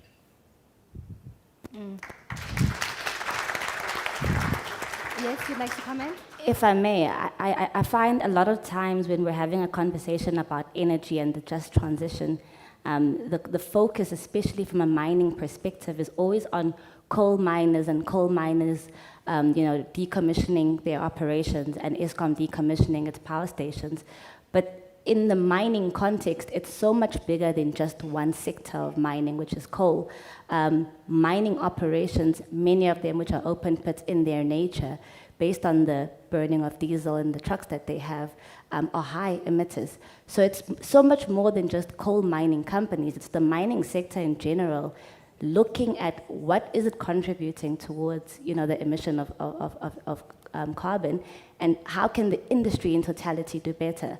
So it's partners like the DMRE coming to the party and increasing the threshold of self-generation, allowing mining companies to say, we're moving away from emitting X amount to becoming more green in how we actually operate. So it's not necessarily about shutting down coal operations, it's how our operations in South Africa mined in a way in which is least harmful towards the environment. Indeed, indeed. And I think the focus of coal reminds me of the fact that the COP26 summit in itself actually has a resolution that it wants to decrease the building of power stations and new power stations globally and coal power by around 76%. And when you look at the imports that countries like the United States of America are making, where they're importing large amounts of oil from countries like Saudi Arabia, and they've got diversified sources of energy such as oil and gas, and coal really makes up a small portion of their energy. I then ask myself, why is it that coal within itself is the commodity that's being attacked, when really those are commodities that are rich in countries like ourselves and other developing nations? Does it really then make the COP26 summit or the Green Deal fair for any of us? And I think maybe the minister can comment on that. When it comes to that, I have rebellious views on that.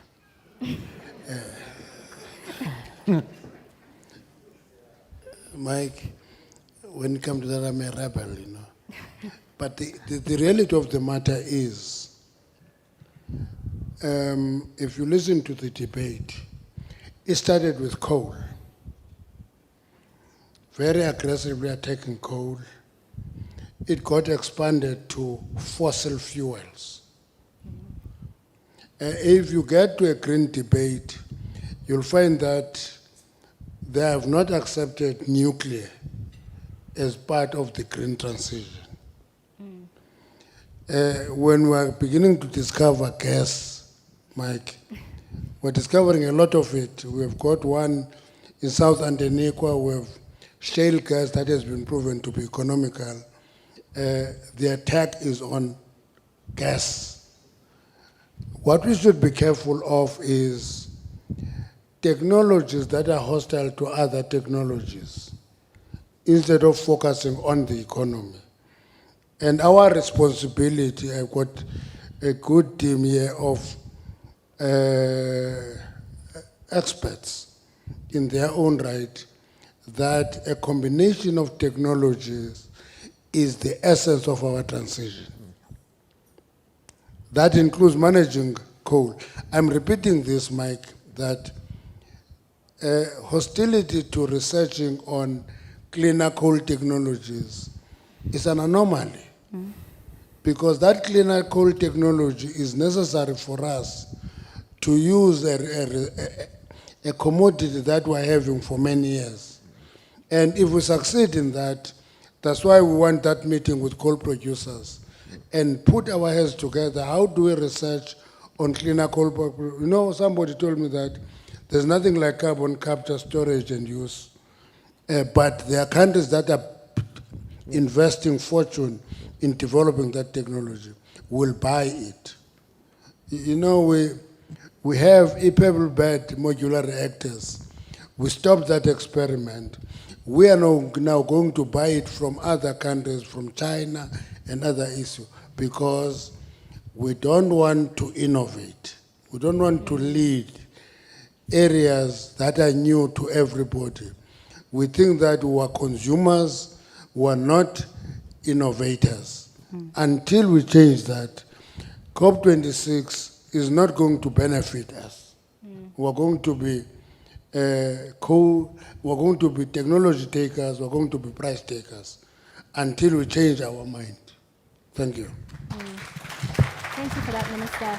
And I think part of that conversation is something that our president touched on, and the fact that there isn't enough investment being made in educating young black people who are going to be part of our future so that they can actually compete in this space of a future where our economy is cleaner and greener. So how do we expect something like the IPP program to be one where many youth-owned black businesses can compete fairly if they're not really being educated within that space? Are we actually going to see the space being diversified in such a way that more young people can reap the economic benefits of that? And Minister, I'd love for you to address that question. I'm not a great believer of this thing of empowering, delivering. I don't believe in that. I believe in people taking options at their disposal and run for them. So whatever kind of training should not be imposed on young people. Young people must see opportunities in that space and go for it. Then the state must support them. But if the state begins to impose training for a particular technology, I can tell you that when years changed that space and discover that it is not as big as it was imagined, young people are going to regret the options given to them by the state. My argument is that young people, young professionals, must see where opportunities are and go for them. I can tell you, mining engineers are still going to be required. Geologists are going to be required. Metallurgists are going to be required. And therefore, don't straitjacket young people into a particular skill and a particular technology. But my argument is, the more our young people begin to see things technologically, let me give you a last example.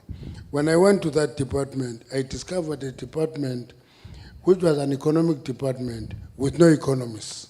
Okay. It was run by lawyers. I can't point at them. And the first debate we had was that, hey guys, we are not just a regulator, we are an economic department. That has sunk in now with young economists active in the department. Many write a lot of articles, you can engage them, they get beaten up. I love that.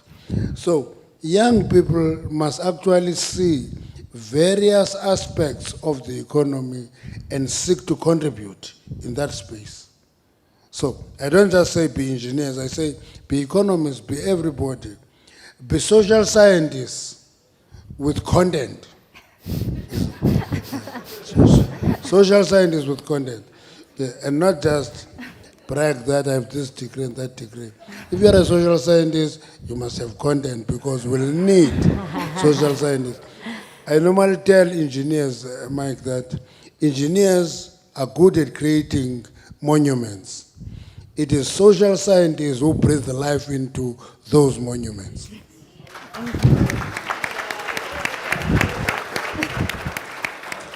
Thank you, Minister. I want to bring back our conversation to looking at the private sector. Because while the world is moving into an era of green energy, both the public and private sector have made immense investments into fossil fuels and coal. I mean, Mr. Bayoglu, your company, Manar, has expanded its operations within the country as well. So in a time where companies globally want to make the operations greener, what is your risk appetite in terms of investing in renewable energy? And I think I'd pose the question to both you, Mr. Bayoglu, and you, Mr. Dege. Well, let me be clear that when most of the multinationals or the global mining houses decided that they were divesting out of South Africa, I was the first one when somebody said to me, Mike, be careful. And I said, now, in every calamity, there's an opportunity, you know? And when people start to run, you go against that. When they run the other way, you must go where they are running away from. And we firstly look at those assets, and we wanted to buy those assets. And I'm sure most of the multinationals have been proved wrong. They would love to come back, especially with where the commodity prices are. Probably some people regret.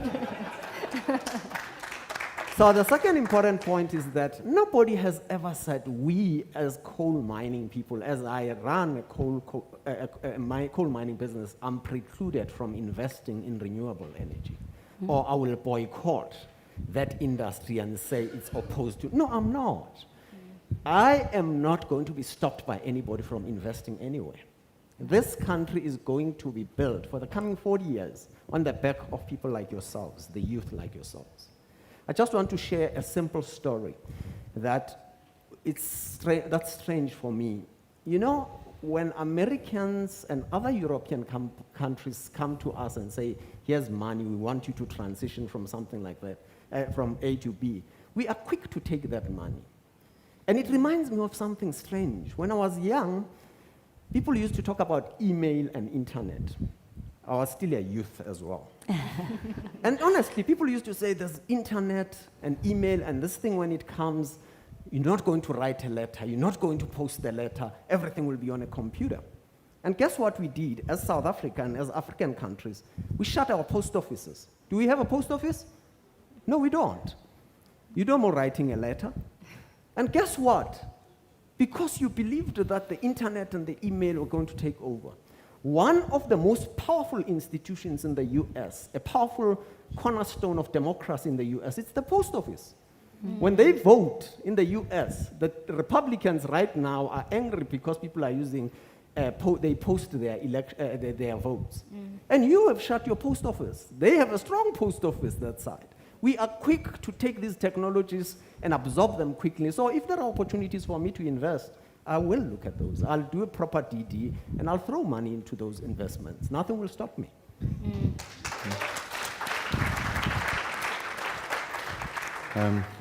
Look, in terms of our business, we are more like mining focused. And I would have lied if I say that I would be interested in investing in renewable energy. I mean, I'm not interested. I checked, I looked at some projects, and it doesn't make sense to me at this stage. But I'm sure there are a lot of business people who see it differently, and then they look at opportunities, they invest in renewable energy. But I see that it's like also it's like a beauty parade. Like, okay, now, I mean, I don't want to mention the names, but I mean, Anglo is a South African company as well. Like, I'm out of coal now, I'm investing in green energy, I'm going to power my platinum mines with solar panels. Yes, you can do that, but how sustainable is that? Unless you can store your energy, it's not going to be sustainable, but then it will please the shareholders. Because there are shareholders as young as 12 years old from Sweden, she shouts at us. She says, no, you're going to use only renewable energy. You can't use anything. But then, and everybody listens to her, like all the scientists, all the ministers, everybody. What is Greta saying today? Are we going to be like shouted at? Yeah. I mean, we must come to the realities, and the realities are, if you look at what happens, Indonesia, for instance, they banned coal exports in January. They said to the coal mining industry, you are not going to export a ton of coal because we need coal in our country. And this country is exporting about 35 million tons a month. It's massive, right? So why they need coal? To generate power.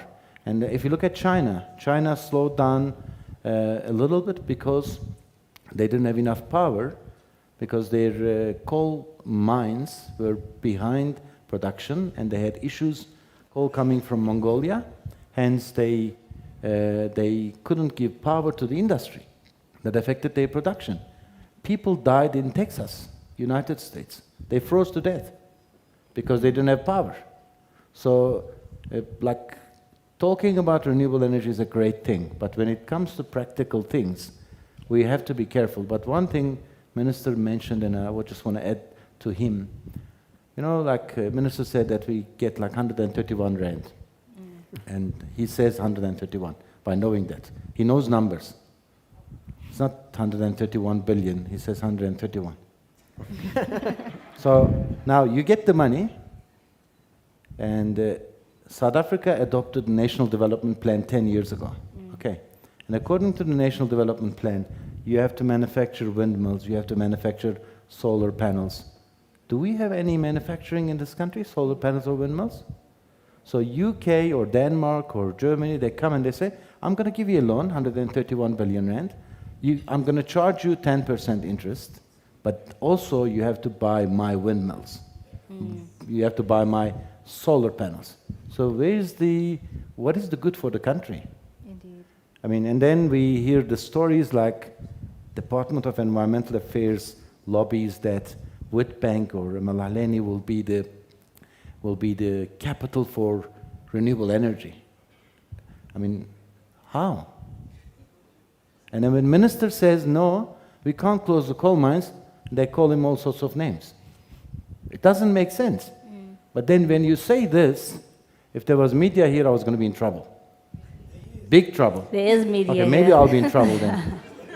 But the reality is, we cannot stop a business where it employs more than 90,000 people, okay, and then it powers the nation, and then you replace it with interruptible energy, which is renewable energy, and then you say that I'm going to create jobs.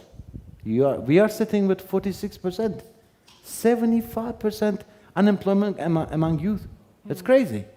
And then we complain about crime. Why do you complain about crime? If somebody is hungry, of course he's going to steal. It doesn't matter where he's coming from. So how do you solve the problem? You don't solve the problem by stopping the coal mines and stopping the coal-fired power stations. You can create more jobs by saying, okay, come, Danish company. You're going to develop windmills here with South African businesses, and then we will buy it from you. But then you will manufacture here. You will not assemble here. You will manufacture here. If they do that, yeah, they're more than welcome. Because we produce coal here. The coal that we produce is generating jobs, is generating opportunities for the local people, is generating internships, learnerships, bursaries for the people. So if we don't bring that into the table, then we can't solve this problem just with the mere discussion of, oh, we need to be green. We are green. This country is clean in terms of air. Our air is much cleaner than European air. But you, in the media, you read something else. If I go out and say, like I said, something like what Minister says, the Minister's alone, nobody is supporting him. And we are here to support him. Indeed.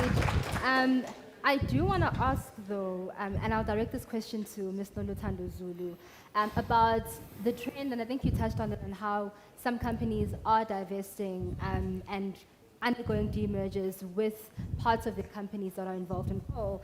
And I do think Anglo American just had a demerger from one of its thermal coal plants. So when Mr. Deke and Ms. Bayoglu talk about a very little risk appetite that they have for investing in renewable energies, why is the move by Anglo American and maybe other companies that have done the same thing one that is being pursued if coal in South Africa is a commodity that we really do rely on? So I just want to make it very clear that I'm not here to speak for Anglo-American. But you know, I do want to tell a story, as Mike did, in that when I first started off as a graduate underground, I went to a section and I said to the shift boss, the way you are doing this, it's not right. And he said to me, how old are you? I said, I'm 22 years old, sir. And he said, exactly. I've been mining for 25 years, for longer than you've been alive, and this is how we've always done it. Sure. And there's great risk in saying things that this is how we've always done it, and there's great risk in sticking your head in the sand and letting trends pass you and letting the world move past you, because if you are not moving along with the world, you will get left behind, and you will get left behind and having to deal with those repercussions. So to Mike's point, The conversation is not South Africa needs to get off the cliff in terms of coal. South Africa needs to ensure that it is diversified in how it is able to produce energy. As people who probably have stocks and shares in companies know, if you have stocks in a mining company, which is high risk, high reward, you probably want to have stocks in a property company as well, because it's a lot more stable in terms of its ability to generate income. So to say, you know, all I ever studied was mining and all I'm going to do is invest in mining stocks, trust me, knowing the cycles of mining, you invest your money today and there's an event that happens next year and all your money is gone. So it's very important to understand the importance of diversification, but also understand the opportunities that diversification brings. I think a lot has been spoken about in terms of renewable energy and the risks that it poses, but there's always two sides to every coin. And while there are major risks that the just transition presents, again, not talking about a just change tomorrow, rather a just transition in terms of a journey, there is so much potential to not only be unlocked in South Africa, but also within the African continent and the sub-Saharan African region. So in my investment thesis and how I deal with all my investments in the time when I worked in asset management, you always had to look at the big picture of the story. And the truth is, the world is going green. We see it all over the world, and investments are being made into green energy. However, that presents multiple opportunities. One of those is the fact that mining is critical to human life. That cell phone that you have in your hand, that is because of the mining that we do in this country. The renewable energy that is going to be obviously coming in, not only in South Africa, but all over the world, will require materials that we not only have in South Africa. For example, we have nickel, we have manganese in this country. You look at the graphite commodities in the Mozambique, and you look at the copper in Zambia, and you look at cobalt in the DRC. Those are critical for companies and industry to be able to move from the current situation into green energy. So as a region, you already have so much potential in unlocking value in those specific assets to be able to contribute. And in fully understanding the assets that can be unlocked and the value that can be unlocked from those assets, you not only just transition in terms of ensuring that the coal that you're producing is clean, but tapping into what could potentially be unlocked in terms of creating new jobs for young people in those spaces. And I think one of the biggest things we also have to understand is, for a long time, Africa has been viewed as a price taker, and Africa has also viewed itself as a price taker. In this continent and in this specific region with the commodities that I've just mentioned, we have great opportunities to partner with different industries and different companies in saying, relook at how we currently do business. Is how we do business fully beneficial in terms of creating jobs? Is how we are doing business currently beneficial in fully unlocking value for South African people? And if the answer is no, it is for our state to go and look at how do we then communicate with those people who are bringing those ideas into this country and say, we'd absolutely love it to go into solar energy. These are the minerals that we have. And what are the different parts of the value chain within that sector? How can we as South Africans participate? What do we have? And it goes even deeper into saying, to involve the youth, you also have to look at what skills are lacking in this country. What is the current schooling system in this country? Is the current schooling system in this country one that is relevant of what the future will look like? And you're not going to achieve unlocking that value by sticking your head in the sand. And to a point that was said earlier on by the minister about, young people seeing opportunity, it is very important for young people to look for opportunities within the space, but it is also equally important that the state brings young people along in terms of communication of what is being done, in terms of great stakeholder engagement, and letting us know at every step of the way that this is what the country has in place, these are the projects that we would like to do, and this is how we could potentially partner up with young people and small business. So that we can't play a finger-pointing game, and we can't play a game of looking at things from a place of fear and protecting one's interests. It has to be looking at longevity and sustainability, and unfortunately that requires diversifying. Definitely. Minister, do you have a I don't know how many of us have read the IRP 2019. Young people. It needs to be upgraded, but you don't upgrade it if you don't know it. Starting point is to read it, understand it, then you come up with ideas of upgrading it. In IRP 2019, we're expecting coal generation to come from 75 to about 60. We're expecting renewables to grow by 18%. That is IRP 2019. And then we have all the other allocation, 3,000 megawatts to gas and this. My starting point is that young people must understand that. In looking for opportunities in this sector, you must understand that. Number two, one of the things that we must cure in South Africa is polarized debates. Polarized debates, where we want to move like a pendulum from one extreme to the other. Is dangerous. We must appreciate that we'll navigate through this journey and actually reach the destination we determine. Somebody asked a question, what does the Green Deal mean for the future? The Green Deal means a lot for the future. It can only mean something if it talks to our plan.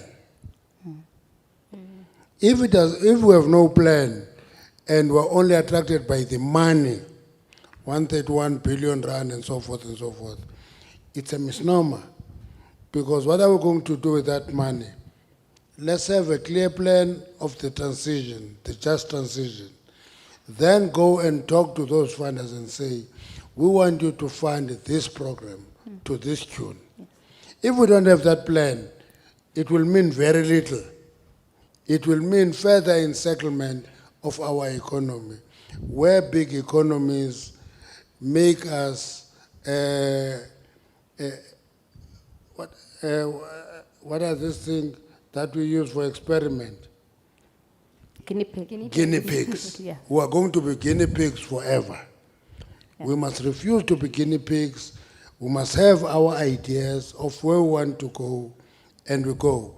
So the state, I agree, must support young people, but young people must determine their destination.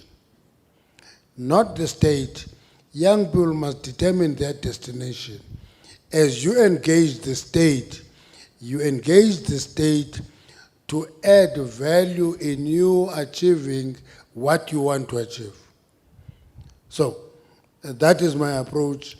Anything else, I'm saying this because today in South Africa, I don't think that will change over a long period of time. 70% of the economy is in private hands. 30% of the economy is in public hands. Success in South Africa requires cooperation between the private sector and the public sector. So each state sometimes talk about job creation. I had a long discussion today with somebody who was saying ministers must create jobs. And I took him through step by step. How do you think ministers can create jobs? So I'm not a minister, I don't know. And I said, the ministers must create an environment for employment to be created. That's what the state should do. And make a contribution where they can. But you're not going to have a flood of employment coming from the public sector. It has no capacity, it has no size to do that. It must force, to employ people. It must force them to employ people, create the environment to employ people. And if we work together, we're going to overcome. If you went to Cote d'Ivoire, Mike, Cote d'Ivoire unemployment is standing at 4.3%. Yeah. It's a country in Africa, but the difference between them and us is that there is no demonstration against development. Mm. No. Development is appreciated, and people want to be part of that development. In South Africa, I can tell you, when I have a march to my office tomorrow, protesting against development, I can tell you with my eyes closed, at least 10 of the people will be here. We will be in that march. And now, as a trade unionist, I hate crossing a picket line. Doesn't matter what picket line is it. I don't want to cross a picket line. It's totally unethical. You allow a picket line, allow picket to picket. And now, shout there. What did that shout say? Hey, it was a lot. There was a shout there. Update. It needs to be updated. The person who said it must be updated, I can assure you, has not read it. He has not read it. But because it is a popular slogan to update the IRP, people buy into it like that. Read it. When you say we must update it, tell us this is aspect that must be updated. I agree it must be updated. I think we must give a bigger allocation to gas. That's my first thing. It must be updated, give a bigger allocation to gas. And we must bring the nuclear program earlier. I'm giving you the aspect that must be. That's it. So, it will be updated, but it will not only be updated by saying leave everything to renewables. Renewables must be part of the development. And it is not renewables versus other technologies. It is one technology among many technologies. We need energy security more than anything else. Thank you, Minister. And again, I think this is a question I'll pose to the private sector. In many countries that have increased their consumption of renewable energies, the state has been seen to play a leading role, or at least as a catalyst to ensure the industry grows. And I know that our country has the Renewable Energy Independent Power Producer Program, but as business people and executives within the mining industry and within energy, do you think that the state needs to play a greater role to provide you with extra assurance that perhaps investing more in renewable energies will be the way to go? Or is it just insufficient at the state that it's in now? I think Mr. Bayoglu can take this question. I think South African government did everything that they can do in terms of running a good and fair IPP program for renewables. And the proof is there was a lot of interest all over the world, and they got projects in South Africa. Europeans, Asians, and Americans, they all came and they participated. I don't know the exact number, but I know that the first window was 4,000 megawatts. And then they did second and third windows as well. So I think from South African government perspective, they've done the right things to open up the sector for the investors to invest. And that's the most important thing, like Minister mentioned, that ministers and the government enables the environment for the investors to invest, and that the investors come. Because South Africa is a good country to invest. Thank you. And Mr. Deck? Before Mike, last year, we had a big fight about embedded generation. We said, we want to open it up to 10 megawatts. I will put under pressure to increase it to 50 megawatts. And we said, people who have applied to us are mine owners. All of them want more than 50 megawatts. 100. Let's take it to 100. That's what we said. We approved 100, we revised the rules, and because I was coming here, I checked numbers. Up to now, we opened it last year, up to now, Mike, there is not a single application that has gone beyond 5 megawatts. Up to now. We have actually received 404 applications which commit to generate 193 megawatts. And I said, we're going to see the 100 megawatts when mine owners apply. Because to build a 100 megawatt plant, you need to have resources and capacity to consume the product. But people thought that we're resisting renewables. Said, no, nobody who is a small business person or an individual will apply for 100 megawatts. And the assumption was that there was going to be a flood of applications for 100 megawatts. We have not seen it, but we're going to continue facilitating it until it happens. Okay. Mike? Yeah. Until it happens. We're waiting for Exaro, we're waiting for Anglo. Goldfields, we've given them 40 megawatts. We are waiting for mining companies and other big companies to apply for the 100 megawatts. So sometimes what you imagine and reality out in the world is not the same.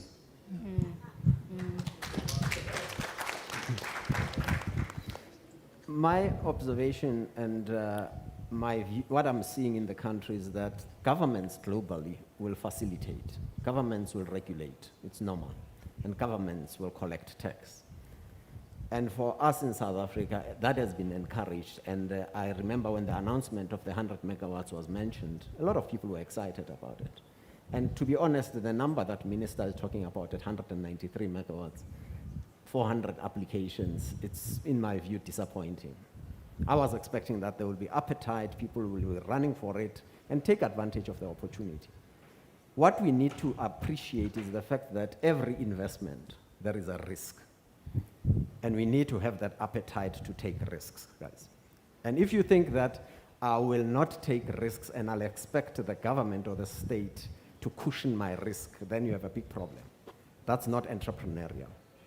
The government will regulate, it will facilitate, it will give you the leeway, but we need to take opportunities. And at your age, called youth, some of you look younger, some of you look a bit older. Maybe it's an older youth. But fact of the matter, guys, the world is your oyster. There are huge opportunities for you. Take advantage. Let me tell you one story. If you become bankrupt, you'll probably joke about it. The day you propose to your girlfriend that you want to marry her, or vice versa, however it happens, tell her that I may be bankrupt once. Are you prepared to marry me? So guys, take a risk. We want young entrepreneurs, not opportunists who want just an opportunity just once and you buy a Ferrari, then you disappear. Guys, go for the slog, high work ethic, take a risk. These opportunities are there. And on that note, I'd like to thank all of my panelists tonight for such an engaging conversation. Each and every single one of you contributed. And I think we got some insights really into what the opportunities and threats come with the COP26 Summit are. And on that note, we're going to move on to a quick Q&A session. In the interest of time, we're only going to take 3 questions from the audience. So please, can I have a floating mic? Thank you. Please, can I have a floating mic within the audience? And I can only take 3 hands. So, one in each section, this side, this side. Okay, I think that's better. I'll do 1 from each section. So I will take a hand from the gentleman in a white shirt. Thank you. Thank you so much for the great session.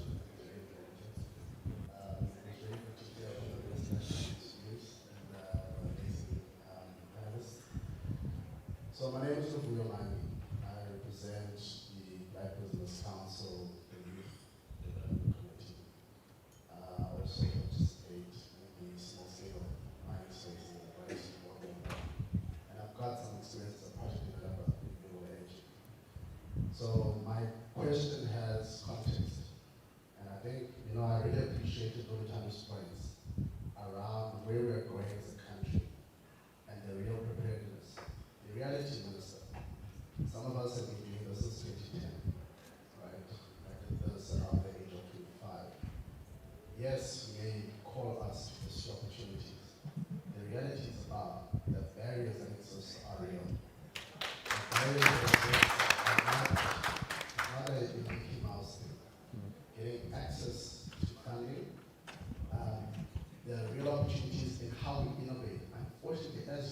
we are always ahead of you guys. We are always thinking too far ahead, because that's how we operate. So in other words, the governmental system, the environment, is actually not ready for us. At that time, 2010, 2011, I was taking corporates like Denmark, Finland, exposing to wind, biogas. We're talking about virtual power plants. Our regulatory system was not ready around the wheeling agreement system. So again, our solutions were not ready because the regulation system did not want us. The regulation system was not forward thinking. The reality as well, and probably why you're not getting applications bigger than 5 megawatts. The tariff rates are not really attractive. We've built financial models in this space. It's not really attractive at that type of scale. We'd rather go private sector and look and see how you can operate. So I'm using these examples to just kind of demonstrate the practicalities, one. Secondly, I think around the skill space, I think it's important to appreciate that the country has been importing a lot of skills. We've been doing that since 2010-11 around the first launch of the energy program. From Europe, from China, from the US. The developmental aspect then becomes very, very critical. So the question is, if we're going nuclear, if we're going green, what are those skill sets required? What are those new industries? As entrepreneurs, how are we then going to position ourselves more effectively? Because if I'm going to be now networking after this, speaking to put that on the slide around opportunities. One, I must be speaking to the objectives today, but also understanding as the globe is evolving, how am I position myself in the future so that I don't become redundant and just another youth complaint. And I think that becomes really important that we are aligned as young people effectively, not just a narrative. I'm not really concerned around inclusivity. I'm more in terms of policy aspect. I'm more concerned around the implementation of existing policy because there's a real opportunity there. The problem is it's not being effectively implemented. And I think for me that is very, very critical that we address those issues practically. Thank you. Minister, do you want to answer the question now?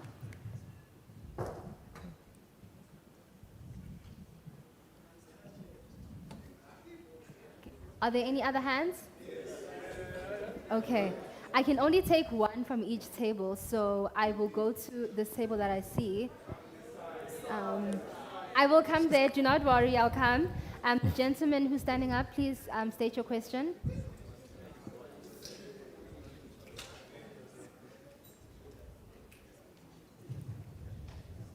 Hi there. All right, I'm Katelo Mateo. I'm a renewable energy project developer as well as aiming to enter the energy efficiency space. Now, when we look at Window 5 and the prices that are reflected there, we're not saying that we need to close down coal power plants. We are saying that is it in our best interest to add new coal-fired stations? This is why we are requesting an update to the IRP 2019.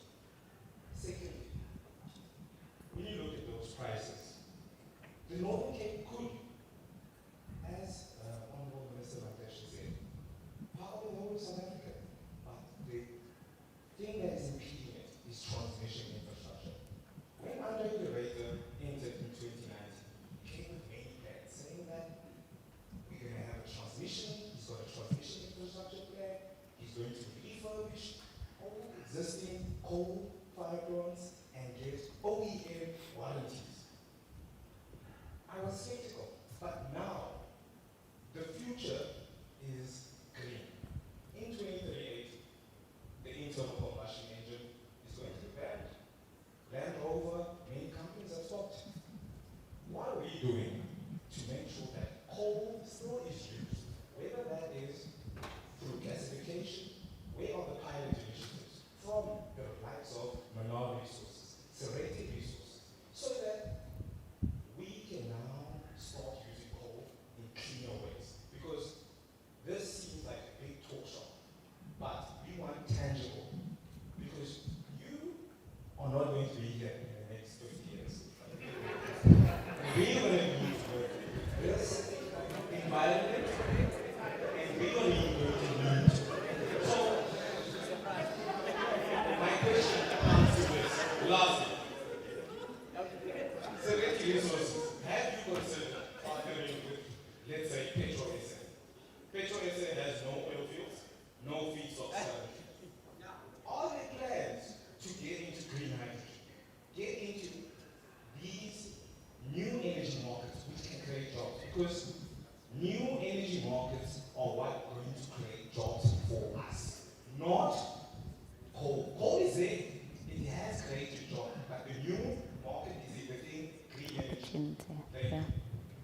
Thank you for your question. I see a hand. You may ask your question, ma'am. The lady in the green dress.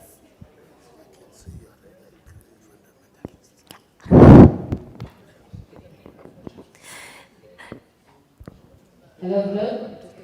Good evening, everybody. My name is Lebo. I am Master's Engineering, work in Energy Finance. Question for the entire panel.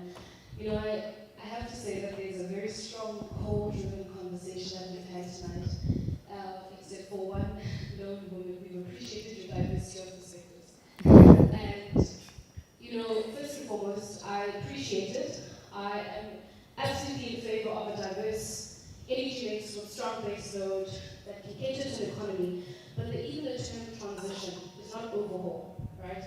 And I think the power of the opinions has come very strongly in we cannot remove coal. I don't think anybody has ever proposed such. There are very real concerns in the world outside of job losses that can emanate from the coal industry.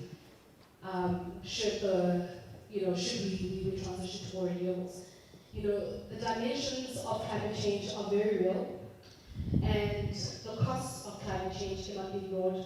And if you want to really see what climate change is doing, look at your asset owners, your pension funds, your sovereign wealth funds, and how they're actively divesting from coal power plants.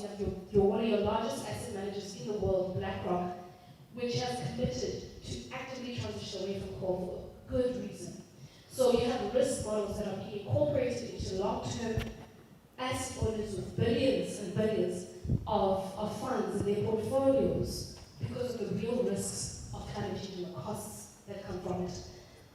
That said, Minister, I am in favor of some of the plans in the IRP. I, for one, am going to speak to it because I have read it. And, you know, in the plan it speaks about 14 gigawatts of solar, 6 gigawatts of wind, and I think you mentioned you floated in 8 gigawatts of storage. Now, that's 28 gigawatts of new installed power, but we've only seen 6 gigawatts in 10 years from the REAP program. How is this going to be achieved by 2030? That's 9 years away. Is this overly ambitious? I'm not saying it to critique, but I'm saying it in the hopes that we can have this diverse energy plan in light of, let's be honest, an energy crisis.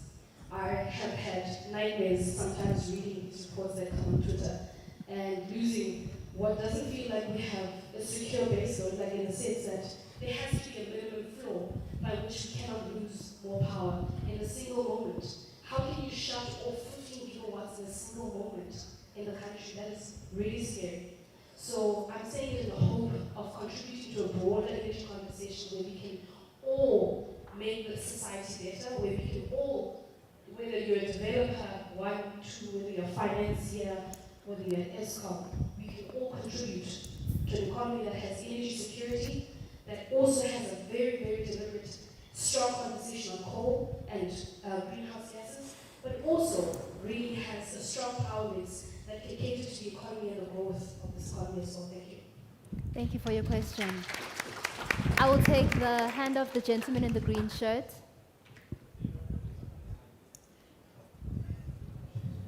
Good evening. I'm Lucifer Taylor from Promosi Group. I also represent the BBC. But before I get timed, I actually want you guys to clap hands for my colleague who got his PhD in December, Dr. Sam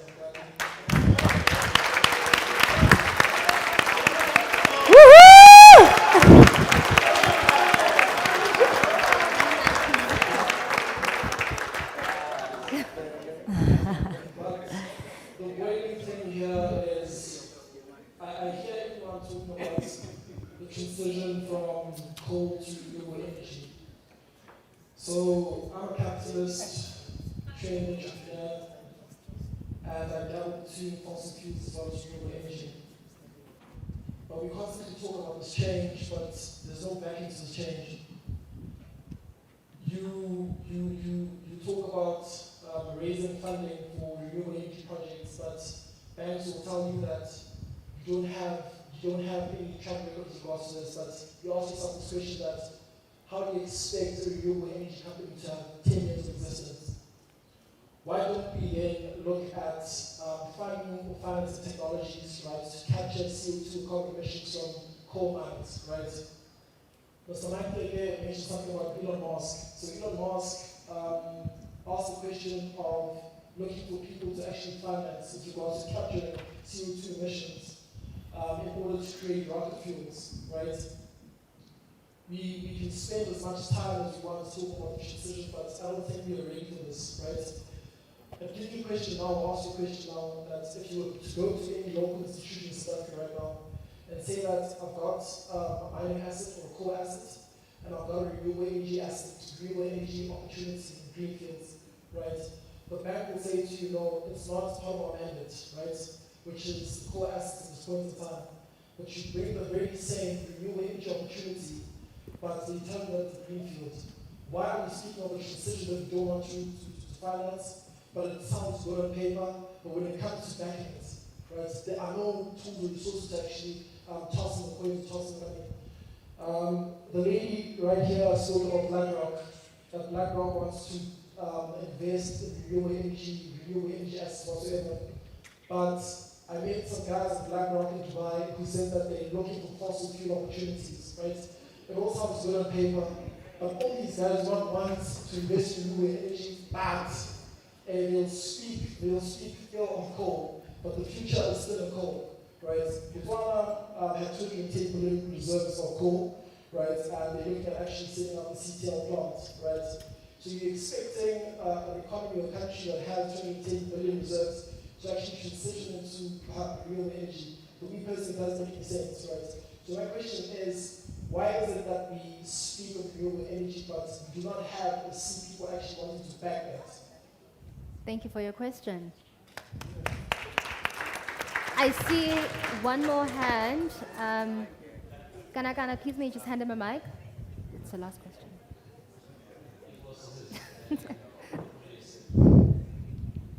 The ministers, to you, court, the panelists, Kamaram, Ngosan, Uchozini, from the Amasuku Traditional Council. So I'm a royal and a traditional leader. And I'm basically here to give a different perspective. The rights in context of indigenous, as most of you are indigenous, to your respective traditional areas, are protected internationally. And these rights include land, they include resources, they include the territories. Effectively, you've got to be able to operate and function as an indigenous person in your respective area. And the person who must enable this first and foremost is a structure that represents you. That structure is a traditional council. It's both constitutionally as well as statutorily recognized. Now, this year, in principle, is a very important year. Why is it important? Because this is the year that South Africa is going to form a state. Effectively meaning that in honor of Ingosi, which you have got to be served by them, to ensure that these complex issues that are being discussed today are guaranteed and are preserved in your favor. Now, we will be going to a situation where we reconstitute a state through the House of Traditional, or rather through traditional councils, effectively recomposing members that will serve you in houses of traditional council or houses of traditional leaders. So to most people, perhaps this is like a new concept, but I think to the panelists, especially corporate, they would understand this because they are hosted in terms of their operations in communities like ours or like yours.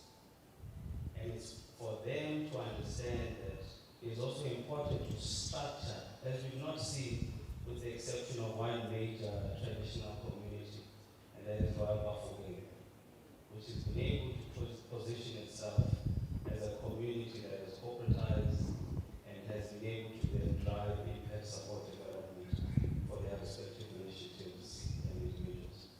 So I thought, let me leave you with this thought, because not often do we get a platform to speak on these issues and represent an alternative and a view, which is very critical if you consider the ILO Convention of 1989, number 169. Thank you. I think that wraps up my round of questions. I will give each panelist a minute or so to address a question that they feel they want to answer, and I will start with Mr. Mike Deke. There was a question about that gentleman there who said, in 50 years we won't be here. So let me tell you, in 50 years you'll be here, but you'll be sitting with debt, probably. Because we shall have left you with debt, trying to address issues of the future. So we need to be careful not to leave you indebted. You must be debt-free at the time, and in 50 years' time, you must be comfortable in your lives. The most important point you mentioned that is really investing in these opportunities. Let me give you a picture. We are a coal mining business, but right now, we've clearly stated that our strategy, we look at those opportunities in the renewable space. The door is not closed. We are looking at those opportunities actively, and we want to invest in those opportunities. Whether in partnership or we work with other people, those opportunities exist. It's a different story from somebody who says, no, I'm a coal miner, I'm not interested. We are interested. So that's my answer to your question. Ma'am, in your statement earlier, you said this panel is coal biased. No, no, no. Some of us have clearly stated to you that we are keen to work with renewables. We want to see that happening. But that transition must be just and responsible. That is why I said a disorderly climate transition will be problematic for everybody. Let's make sure that we're all responsible. So those are the two issues I wanted to address. Thank you, Mr. Mike. Okay, yeah, look, first of all, coal mining doesn't create the pollution. So coal mining is as clean as platinum mining. The worst, it creates the dust. Yeah. So the pollution comes with burning the coal. Okay, when it's burned, you can see who's the real fundamentalist. And I learned these things from the minister. So when you burn the coal, then you got the SOx and NOx, all these gases, and then if you don't have the clean coal technologies, then you pollute the environment. So I think when we talk about the impacts of coal, we should look at how you burn the coal and then how you deal with the bad gases that comes out of the chimneys of the coal-fired power stations. That's one. Two, look, we, like Mike said, and I will add a different view to that one. I'm not denying the green future, okay? I told Minister, my son decided to change his high school, and then he went to the school and eventually got an appointment with the principal to interview. And the principal's first question was, what do you think about climate change? And this is like a 16-year-old guy. And then I said to him, did you tell him that your father is a coal miner? He said, no, I didn't tell him that. So he was scared to tell that his father is a coal miner. But people are working on things where the facts are not there. That's why I prepared these slides. I brought it to your attention. World is burning coal because we need coal for baseload. But that doesn't mean that, like this lady mentioned, like the diversity should come, and the diversity should come in the form of wind, biofuels, wood chips, waste to power, solar panels. Yes, it should come, but the reality is we need to deal with the base load somehow. Okay, and the one thing about South Africa, guys, we don't have money to put for transmission. To take it from Hotazel to Gauteng, or to take it from Hotazel to Durban. We don't have that money now. And if you want to live in the next 50 years with the debt, yes, you can go and get the money, they will give you money, and then then you will end up paying like in the next, say, 50 years. So how do you solve that problem? How do you solve that dilemma? You have to, humanity should come with the innovation of storing the energy. Then coal mining is going to die, I can guarantee you. The minute that they come up with the size of this room, storing like 100 megawatt, there'll be no coal mining in South Africa, because it won't be commercially viable. It won't make sense. So I think we should look at the facts. Like Minister said, did you read the IRP? Yes, you read the IRP. Then you make comments. So let's not talk about the things that are imposed to us. Let's look at what is our facts in South Africa. Can we afford not to burn coal now? No. Like our company, we diversify. We diversify in mining. We mine manganese in Hotazel. Okay. We got a nickel cobalt asset. We are exploring for gold. We are not acquiring new coal projects, but we are developing our existing prospecting rights or mining rights. And it will carry on until such a time that we see that there is no future in coal. But I see there's a future in coal because South Africa needs cheap and reliable power. Thank you. Thank you. Right. With that being said, I think I want to, bring it back to the core essence of why we're here today, and that is how do we bring young people along? And with every structural shift that's ever occurred, people have been able to take advantage and grow those industries, such as the shift, as Mike spoke about, in terms of tech. Today we have multiple tech entrepreneurs, and we have young people who work in the tech space, and that is feeding into the fourth industrial revolution, because young people have been able to tap into that space, and it is through that structural shift that's occurred. And this indeed is another structural shift, and that's presenting opportunities. But with that being said, in her current book, Hillary Clinton said one of the biggest mistakes she made in her campaign was that she went to a coal mining town and she told the people how she's got this great renewable energy plan and she's going to change their lives and they're all going to get new jobs. And she said the mistake from that was that I went in and I told them what I would do and how it would impact them. We did not have a conversation.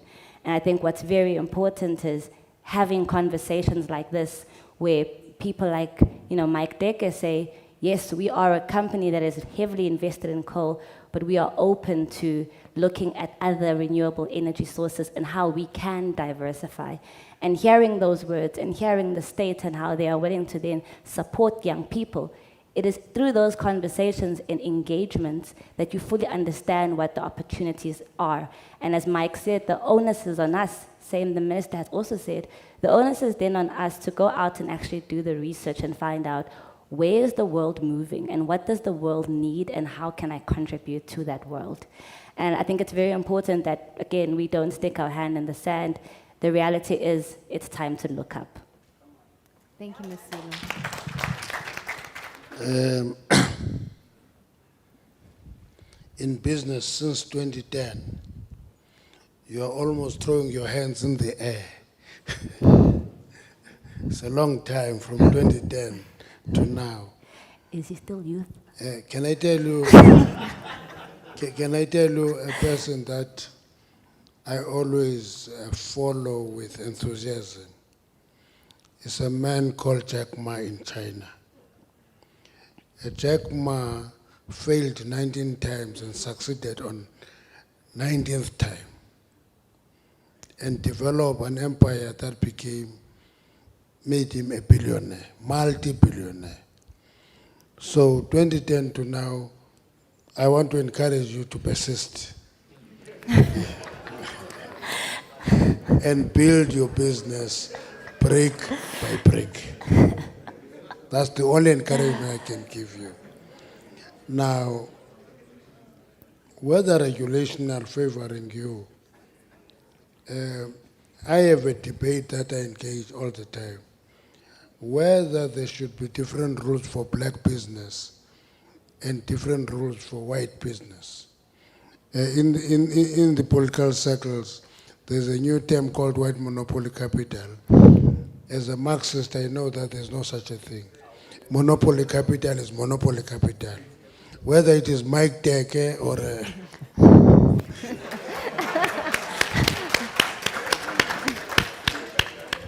So, I want to encourage you to persist. Okay, open doors. If they don't open, kick them a little bit harder. But if your heart and your brain is in it, you are going to be successful. In another 10 years' time, we'll meet you in a room like this, you'll be telling a different story. But if you throw your hands in the air, I can tell you, you are going to be in trouble. You see Mike Teke, ngabafana bakhulele mining or Mike Teke. If he can tell you his story, you won't believe it, that he's heading Seriti today. I remember one time he was kicked out of Optimum by Glencore. Wakuma umka, wakwalis Mike Teke.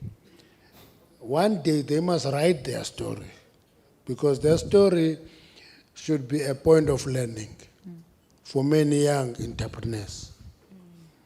We're lazy to do that, Mike. Let me leave that. Bid window 5, is it in our interest to open new power stations? I will combine that with a question that said, will we achieve that within the window we put up to 2030? When I came to the department, I'm working with a very capable team. There it is, that team. It's very capable, that team.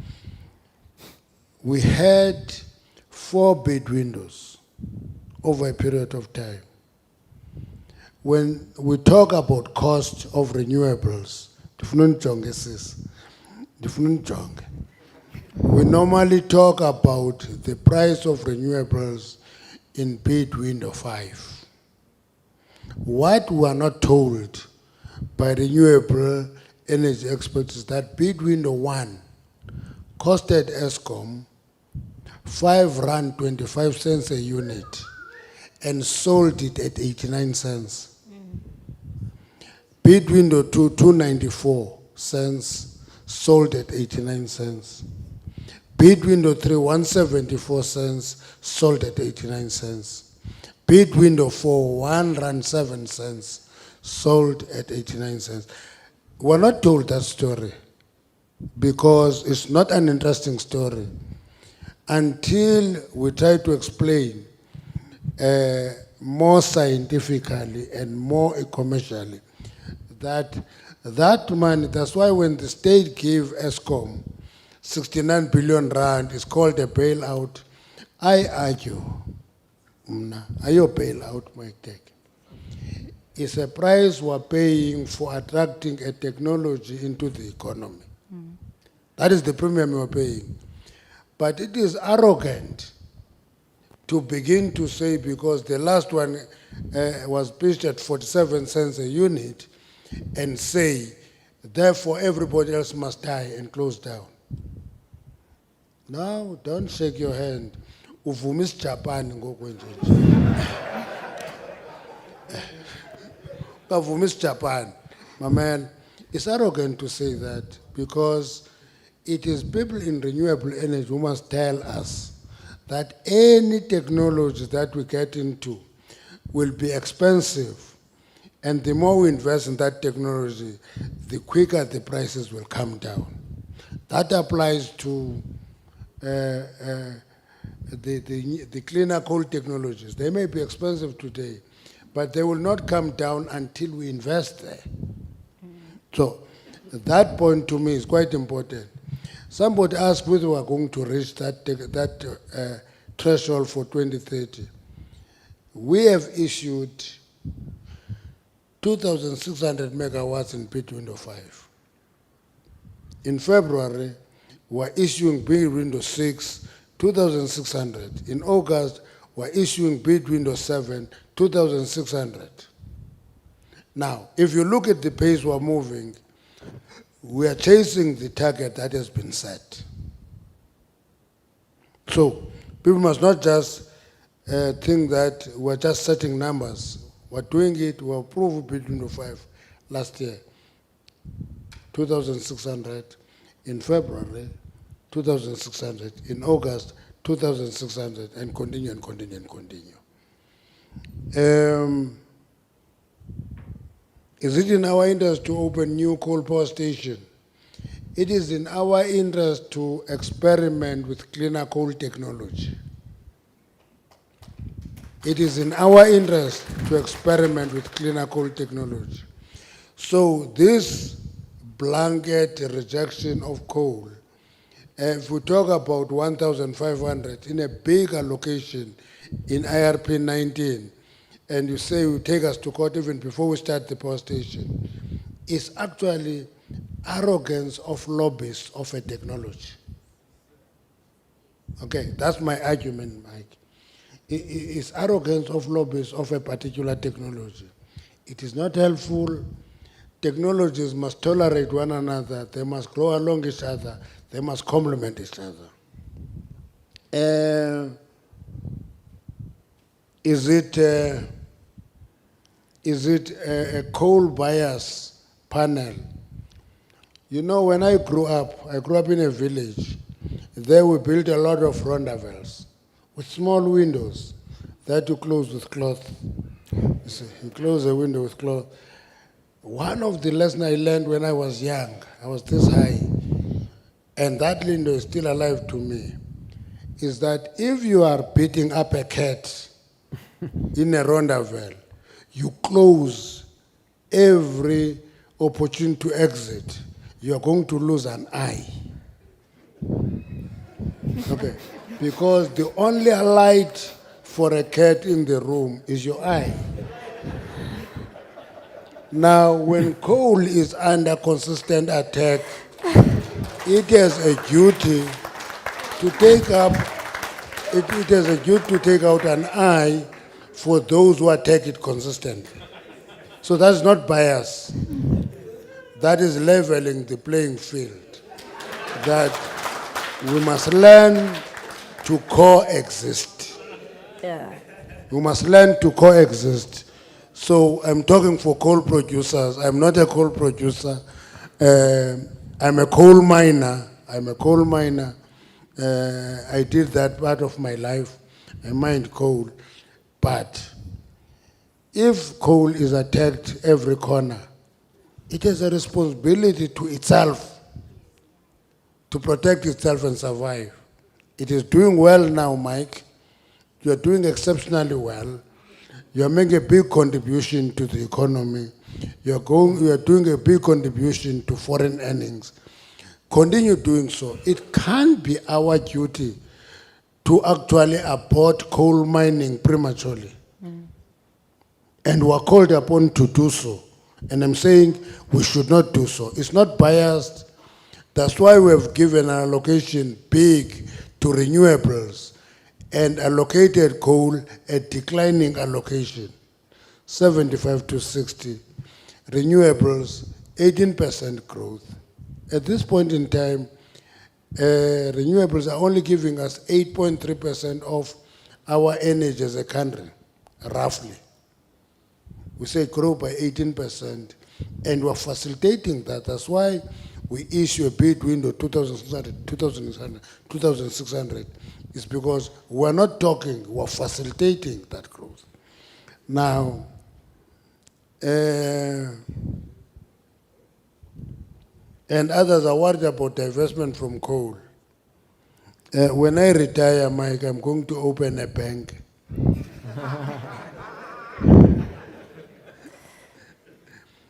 I'm going to borrow money from coal producers and open a coal mining bank. I can tell you that you'll make a lot of money. It will make a lot of money. That's on a lighter note.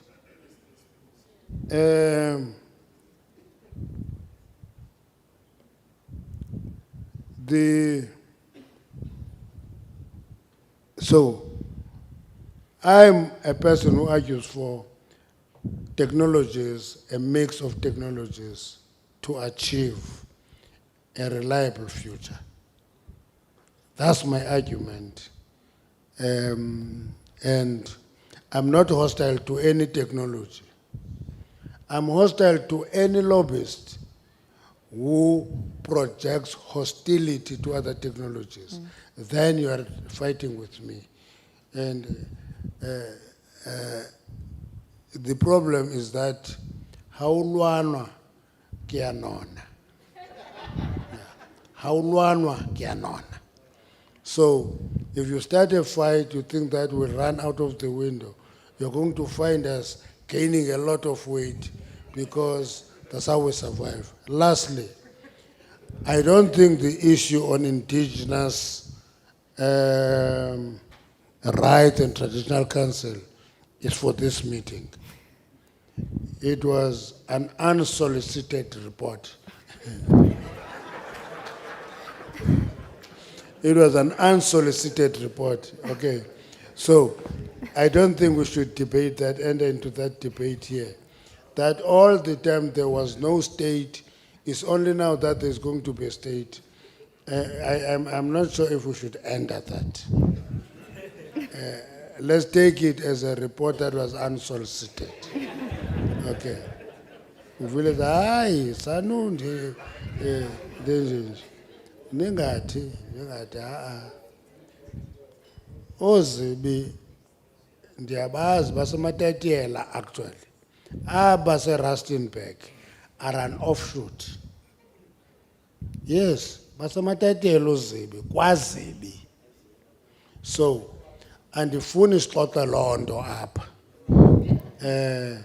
Was a special meeting here, traditional leaders. And we do that regularly, by the way. When traditional leaders invite us, we invite them. But here we're talking energy. We're talking energy here. We're talking energy here. And we're going to talk minerals very soon. And many of the minerals that are relevant for green revolution are in this country. Down Point Cobalt in DRC is here. Rare earth minerals are here. Nickel is here. Manganese. You can give us a long list. Manganese, platinum, all of them are here. So mining is going to contribute in the green transformation of society. Thank you very much.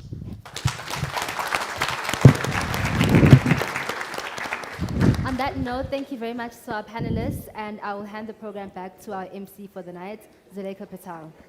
Thank you. Minister, I think we can leave the stage. Yeah.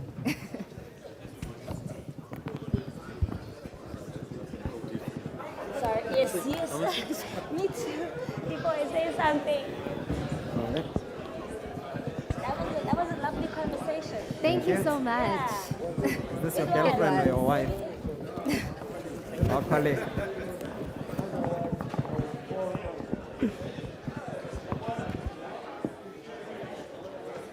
Thanks, Minister.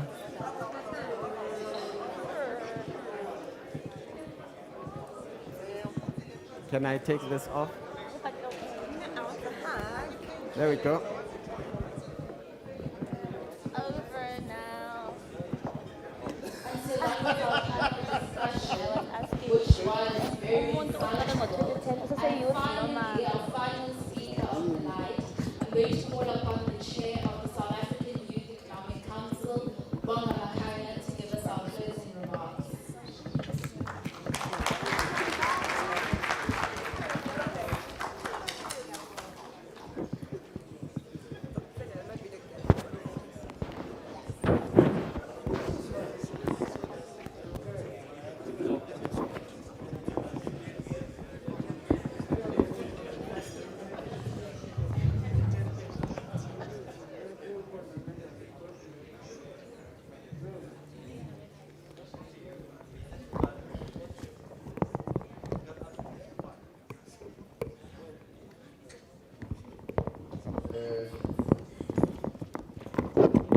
Honorable Minister, Mr. Mantashe, Department of Mineral Resources and Energy, CEO of SAYEC Resources, led by Mr. Mike Eke, CEO of the National Youth Development Agency, led by the capable Mr. of Petro SA, Vets University, Black Management Forum, I greet you all, Sanbonani. All young people of South Africa who are in attendance, those watching virtually. On behalf of the South African Youth Economic Council, I'd like to just thank you all for participating today, engaging robustly, and supporting an initiative of young people. As a country, I think it's a country that does not usually take the issues of young people seriously. So when young people decide to organize themselves and call an event of this nature together, and you have business leaders, government leaders, youth leaders coming together to support, we think it's quite formidable. I'd like to thank, most importantly, our partners and sponsors, the National Youth Development Agency, SAYEC Resources, Black Management Forum, Vets University, who made this event possible. I'd like to give special mention to the National Youth Development Agency, which has been under attack by lots of people who have accused it of many things, but it remains one of the shining lights of government in the sense clean audits in successful years, funding of youth-owned initiatives, supporting black-owned SMEs, and today is another example of the great work that they do and that they should continue to do. There is a State of the Nation address that's going to come up, and we hope Cyril Ramaphosa is going to outline how they're going to capacitate the National Youth Development Agency. President Cyril Ramaphosa. President. The budget speech, we hope to see it triple the budget of the NYDA so that they can continue to do work that benefits young people of South Africa. The Black Management Forum, we thank you as well for your support, organizing black, especially young black professionals together to come to this event. And of course, like I said, the Secretary Resources. As the South African Youth Economic Council, we hope that this event is not the last time we engage on such issues. And it's not just another talk shop or lip service from the states, from business, from NGOs, and from everyone who participates. So we have certain commitments that we hope we will, I mean, they're all here. SAYEC is here, NYJ is here, DMI is here, Petro SA is here. And our commitments or our pledges are as follows. We'd like a blanket 40% youth representation in the labor demographics and in the supply chain of the energy sector to be allocated to the youth of South Africa. We'd like a 40% youth representation in the executive leadership of all energy companies in South Africa. We would like to call for more graduate and job placement programs. They talk about unemployment, but every year these companies report profits, but they don't reinvest into the youth. So we want them to increase their capacity for graduate programs as a sector. And by the way, it's not the only sector we are going to. For now, it's the energy sector. Soon we're going to go to banking, financial services. Graduate programs of the energy sector must have a blanket minimum wage of 12,500 rand and stop exploiting young black mining graduates.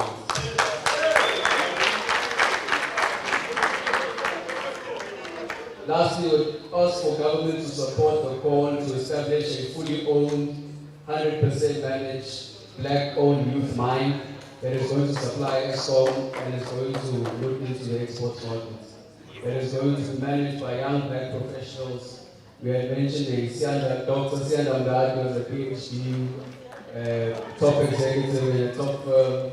There's many other Sianda Mgadis in this room who are well capacitated to run establishments, run companies, and the state must support such organizations and such initiatives as well. So, as a council, we really appreciate and support. We would like to thank everyone for coming through.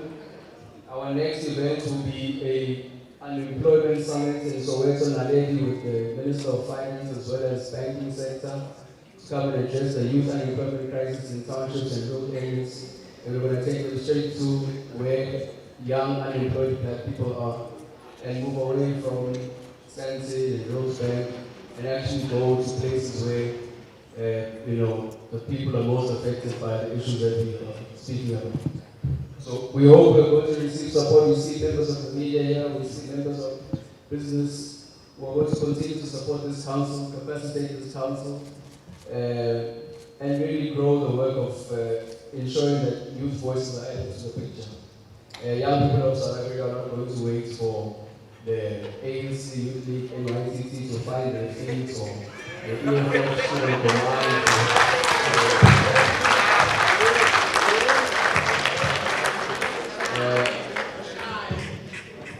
So whilst they are still establishing and fighting over who must be BTTs, young people in South Africa are organizing themselves and filling up the vacuum.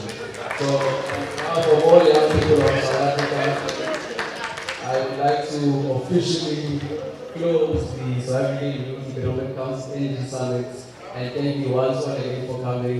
Drive safely and Happy New Year.